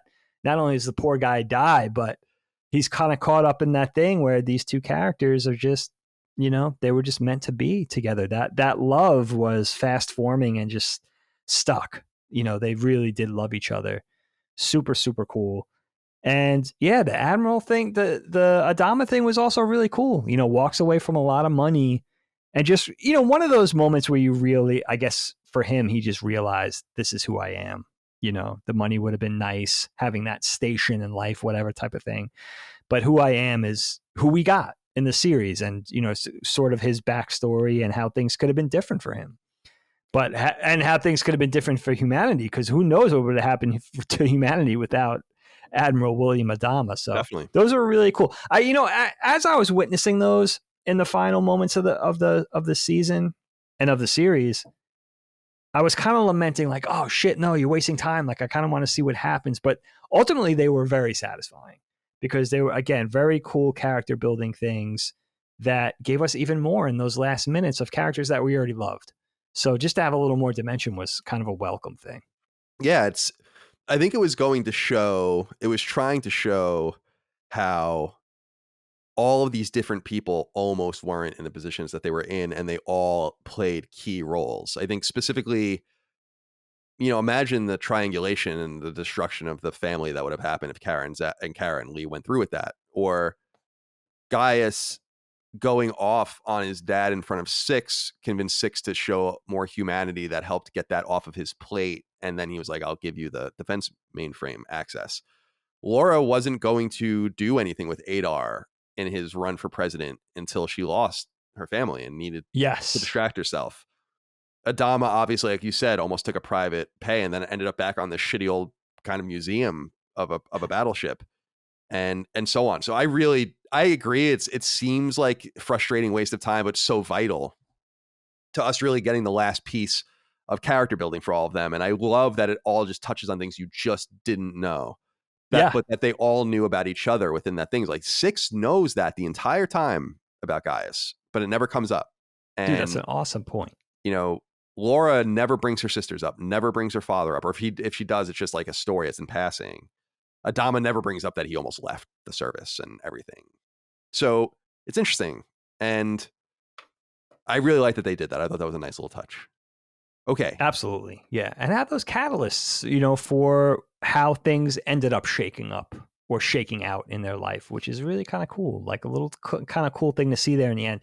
And again, with Anders, who knew this guy was going to be so important in the grand scheme of things? That was really shocking and satisfying thing for me. Again, to propel those characters to a station that, you know, you think they're kind of secondary players, but they turn out to be main cogs in these gear works. And I think that's really cool. I never seen anything like that. I never saw a character, a show rather, juggle so many characters and then have appropriate payoffs for just about every one of them. Some tragic and short-lived, like D, but every character has a thoughtful arc. Yeah, like it's interesting. Even awesome. Like characters like Hot Dog. Yeah. You know, he's kind of saddled with a kid. You find out that that's really Callie's. How crazy is that? Like I was having an affair with Callie. I like the redemption for Racetrack and Skulls, especially when they kind of come back and they die. But she's the one that shoots the nukes into the hub and destroys it before she dies. And good shit, man. It's so even characters like that were on the wrong side of the rebellion kind of get there. They get culturally resurrected, like they do the right thing, even though people probably don't even know. They'll never remember them. Might always remember them as traitors. Point. So I dig that as well. Yeah. Rob Aiken wrote into us on Patreon and says, "Morning, Alan and Dagan. What do you hear? Nothing but the rain. It's a question of what would you do? The tape line is down in the hangar bay. Do you flee or fight? When you get to Earth, do you really give up everything and start walking in the African grasslands? Personally, I'm not going from being a Viper pilot to fighting Cro-Magnons with a rock. It's just not happening. Good hunting to you all, and remember the music is in the fracking ship." So a couple things I want to touch on here. The music angle, which is fascinating, but also this idea of choice. It's said, and I don't think there's any real interpretation otherwise. The Cylons, the Centurions take the base star and jump away. So they're gone. And maybe they'll come back and fuck things up, but it seems unlikely. And they say that that's a risk we're taking. Right. Yeah. But that we think that the Centurions understand that we've broken the cycle and truly unleashed them. And so we hope that they basically remember that. And so that's that. But otherwise, it seems like everyone agrees to go to the planet's surface. And rather than they originally wanting to build a city and kind of starting again, you know, certainly they probably have 3D printers and all sorts of crazy technology where they can just begin again. They instead just destroy it. And it's hard to buy into that in some sense, but I understand. You would have to understand they've been doing this for like 4 years, and what do they have left? Just a legacy of an old life. Why not embrace what the planet's going to do to you? That's why I think, even though it's frustrating and kind of nonsensical for it to have taken place 150,000 years before present, it still makes a lot of sense in the fact that they arrive and have been so layered into Earth's geologic and human history that it's not even there. You know, like it's gone. It's eroded away. And it's kind of anticlimactic in a way, but fittingly so. There's just no evidence. Even the mythology, like I said earlier, mythologies they must have built over generations. You know, Christianity's 2,000 years old.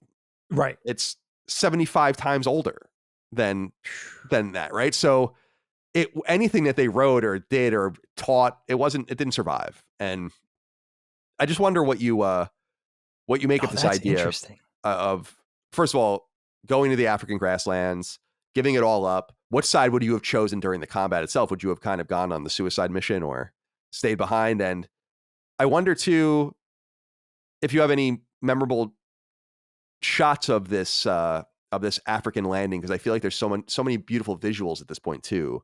Yeah, A dude. lot of colors that they incorporate, like oranges, especially, that you don't see in the show at all. There's certainly sky blue you don't often see.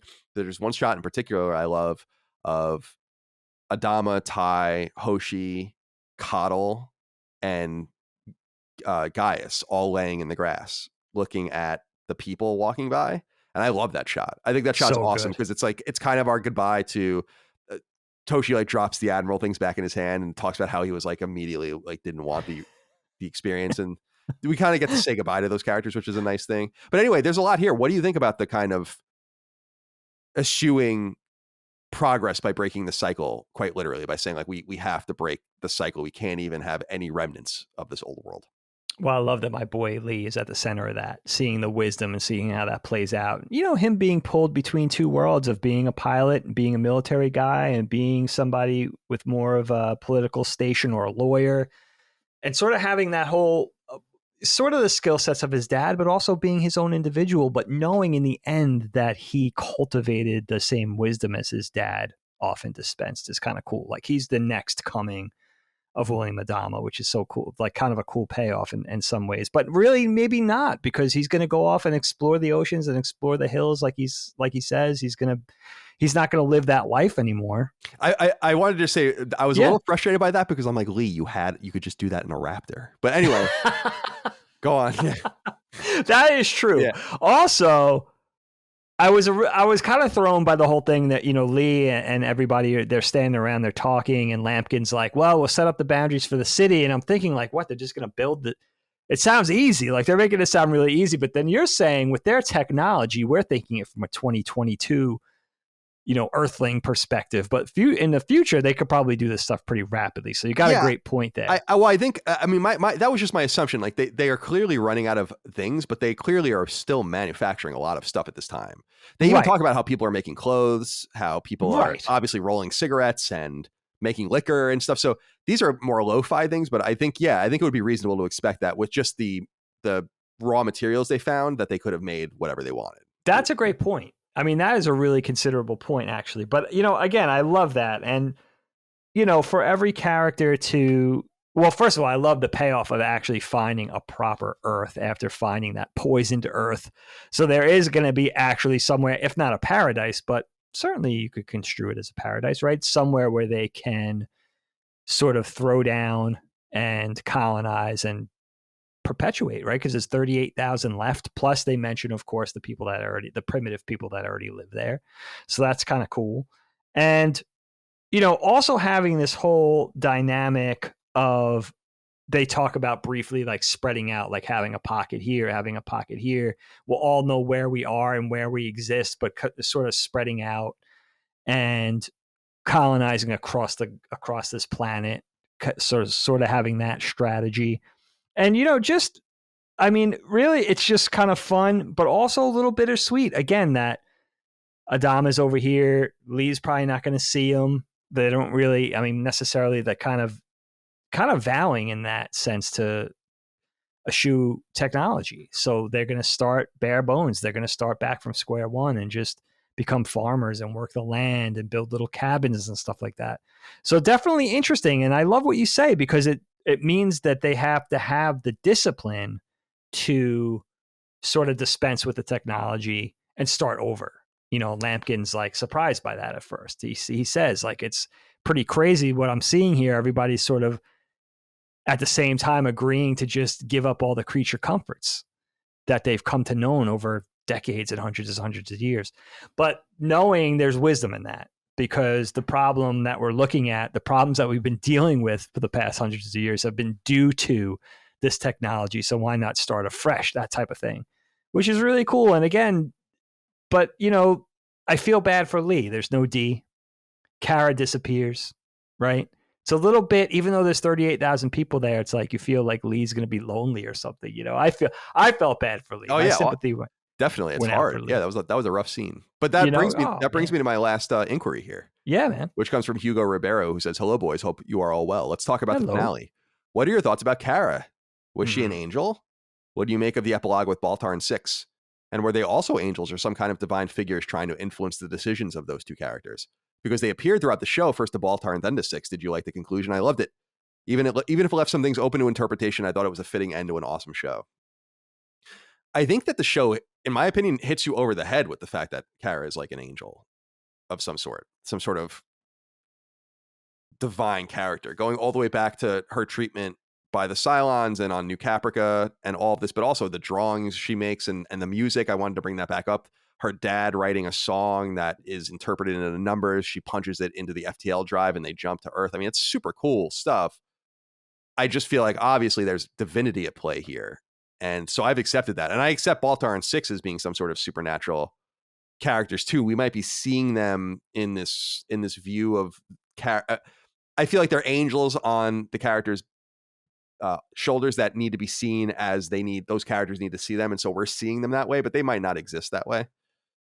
So what do you make of the last spiritual question, which is like, what was going on with Kara? She found her own body. She found the ring and the tests were done on it and the blood was found and all of this. So what was she? Yeah. I mean, that's the thing. I kind of fall into the camp of she must have been some sort of angel as well. I mean, it is cryptic. At first I thought it was a little overly cryptic with stuff like this, a little too confusing, but I kind of like that they kind of leave it obscure, that, you know, you kind of got to answer your own questions and make your own best guess.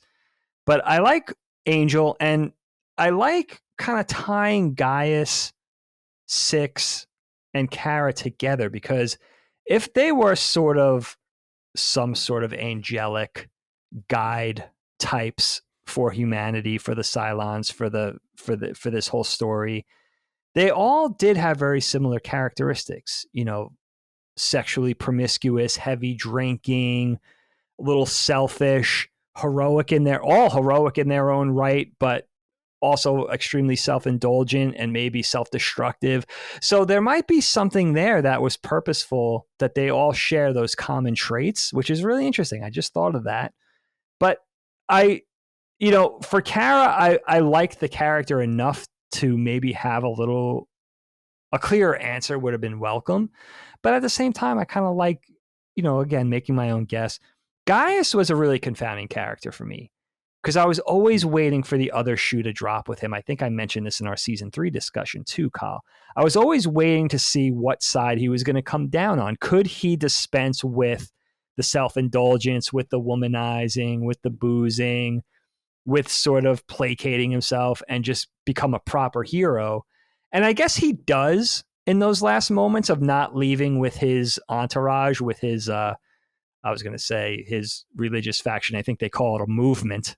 I don't want to offend Gaius, but when Jean and Paula and all those people leave, he decides to stay when he could have left. So I guess that's his last kind of final heroic act. We know Kara's already heroic in her own right. And then we see Six is kind of heroic in what you mentioned in the whole arc with Gaius and his dad. She was kind of operating in that genuinely empathetic capacity early on, we see in the final moments of the show. So that's interesting, and lumping all those characters together. But I guess they were sort of angels, all angels in their own right, which is, they were designed to help guide and prophesize and get them to that point. Indeed. Get humanity to that point, I should say. I think so too. And I like to think about the little things that they brought to bear in that universe when they come in. Maybe that's when fire's probably older than 150,000 years, but maybe that's how people started discovering fire, or being safer with water, or getting the very embryo going of agriculture. Although agriculture is really, it's not even anywhere close to being 150,000 years old. So that's kind of where some of my hangups anthropologically stand. But spiritually and religiously, I think this show is just so bold, because I think it's saying like, no, it is spiritual. It is religious. There is a force at work. There is something at play here. And everyone plays a role. And that's why I think Gaius is especially interesting, because Gaius reminds me a little bit of Larry David in the beginning, not in his humor and personality, but just in that through his own kind of myopia and selfishness, he finds himself in a situation where he didn't intend for this to happen. he just was having sex with that 6 model and having, a relationship with her and trying to impress her. He didn't know that by giving her the back end access to the mainframe that it would destroy the colonies. And by the end of the show, you kind of realize like because they say to him, like, you've never done anything just selfless for you. You've never done anything that didn't benefit you until the very end. And yeah, it makes you realize that, wow, he could have kind of just owned this way sooner, because there were a lot of people around him that kind of saw this entire ball rolling and weren't really concerned about how it started to begin with, because they all embraced where they were at that point. It almost just delayed Gaius's comeback. He couldn't let go of his selfishness and the bad aspects of his humanity until the very end. And so in some way, seeing him not only live, but thrive and find happiness with 6 reminds me a little bit of Pete Campbell at the end of Mad Men. And I don't want to spoil it too much, but that, like, he has a happy ending. And it's like, yes. What? I know what you're talking about. Where it's like, yep. Why? And it's the same thing with Gaius. Like, why does he have a happy ending?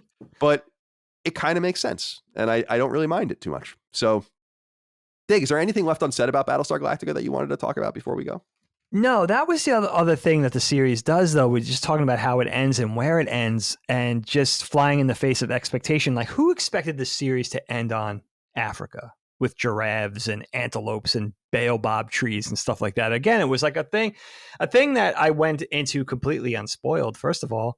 And second of all, those kind of surprises where it was like you could have never expected to tread into these territories where it went, and made it a surprise and a treat every step along the way. I feel like, not just for season 4, but for all of it. And even when I felt like things were a little dark and a little depressing and maybe a little too heavy at times, it always offered up really thoughtful writing and really very good to excellent acting. And that's why I really think it's worth everybody checking out. I think it's really, if you like sci-fi and you like really thoughtful sci-fi in your series, in your feature films, in your video games, then you'll definitely dig this, because there's a lot of substance. There's just a lot of substance there. I wished it could have been a little more fun along the way, but I really think that's a different flavor of sci-fi. I don't think you come to Battlestar Galactica for that necessarily. Well, early on, I was thinking of the original series, 70s series, and it seemed to me as a little kid, that original Battlestar series, it did seem like TV Star Wars to me. You had the spaceships, you had the stormtrooper-like bad guys, you had the guy, sort of the hero with the low-slung blaster, and it seemed like they were kind of trying to do Star Wars. But it was kind of thoughtful for Moore and Larson to take that and give it this type of gravitas and a little different dimension than the original. So it's pretty faithful to the original, at least those core properties, but it really takes it and makes it into something different. And again, I think by the end of this journey, I realized that this isn't really Star Trek meets Star Wars. It's its own thing. That's really my biggest takeaway is like, this is its own thing. And now it's really kind of interesting to have this conversation, because they're talking about going back. Peacock's going to do it looks like they're going to do a new Battlestar series. All we know so far is it is connected in some way to this series. We don't know if it's a prequel, if it's a sequel. It's supposedly not a reboot, but I think Larson has said, it might have been Moore, it might have been Ron Moore, said it, to some degree it does tie together. But that's as clear as they got. It's pretty obscure right now, but it's nice that it's relevant to the conversation now too, that it looks like we're going to be getting more, not only a new series, but a new feature film as well, which is supposedly very big budget. I hear it's like a really grand operatic thing. So it should be fun to to go into that and get more. I'm definitely looking forward to that. Yeah. Hopefully they've tried to explore this universe a little bit. Caprica was a prequel series that got canceled. That was about the creation of the Cylons. I got to check that out. I remember only watching the 2 episodes and I'm like, eh. Okay. It was just, I wasn't into it. And then the plan, which I never saw, I do want to watch that. We'll probably do an episode about that at some point in the future. And then, which is about the Cylons right before the attack. I feel like a movie could be about the original war, which we never see.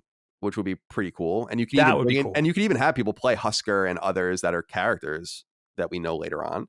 Sure. And then I think an interesting series would just be, they would never do it, but like have a sequel that takes place 15 or 20 years later and go back and see what they're doing on Earth and see if it's working out.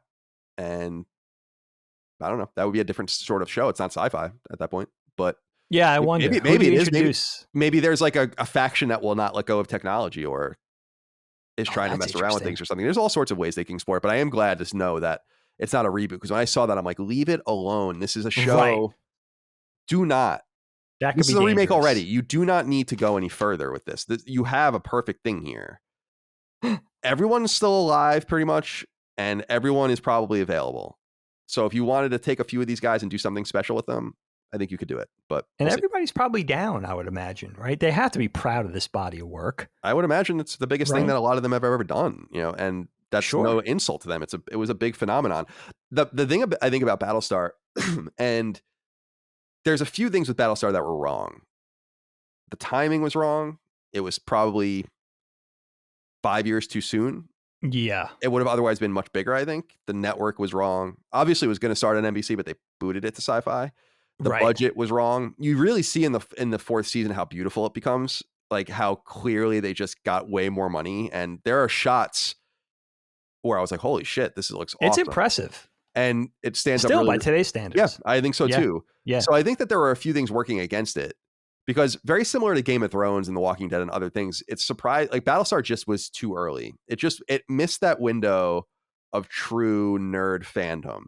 It was kind of overlapping with Lost and a few other things that started to percolate, 24 and all these shows, but it wasn't the way it is now. And I think that the way things are now would have been much more receptive to this high budget, high acting, well-written sci-fi show.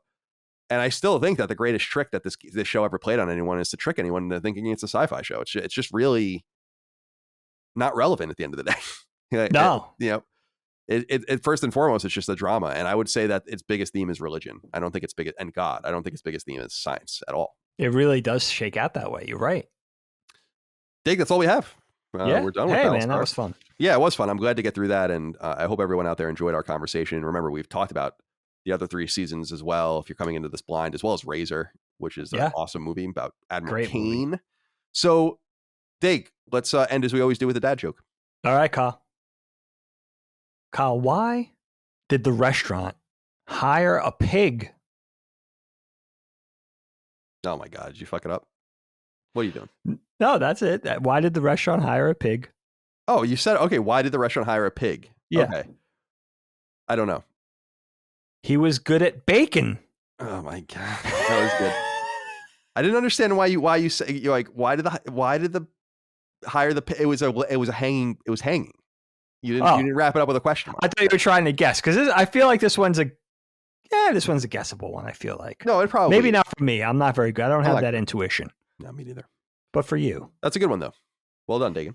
All right, my friend. Thank you for your time today. I appreciate you, and thank you all out there for your love, kindness, and support of all things Last Stand Media. KnockBack. Remember, find us on free feeds, YouTube, of course, Patreon.com/LastStandMedia. We appreciate you. We'll see you next time.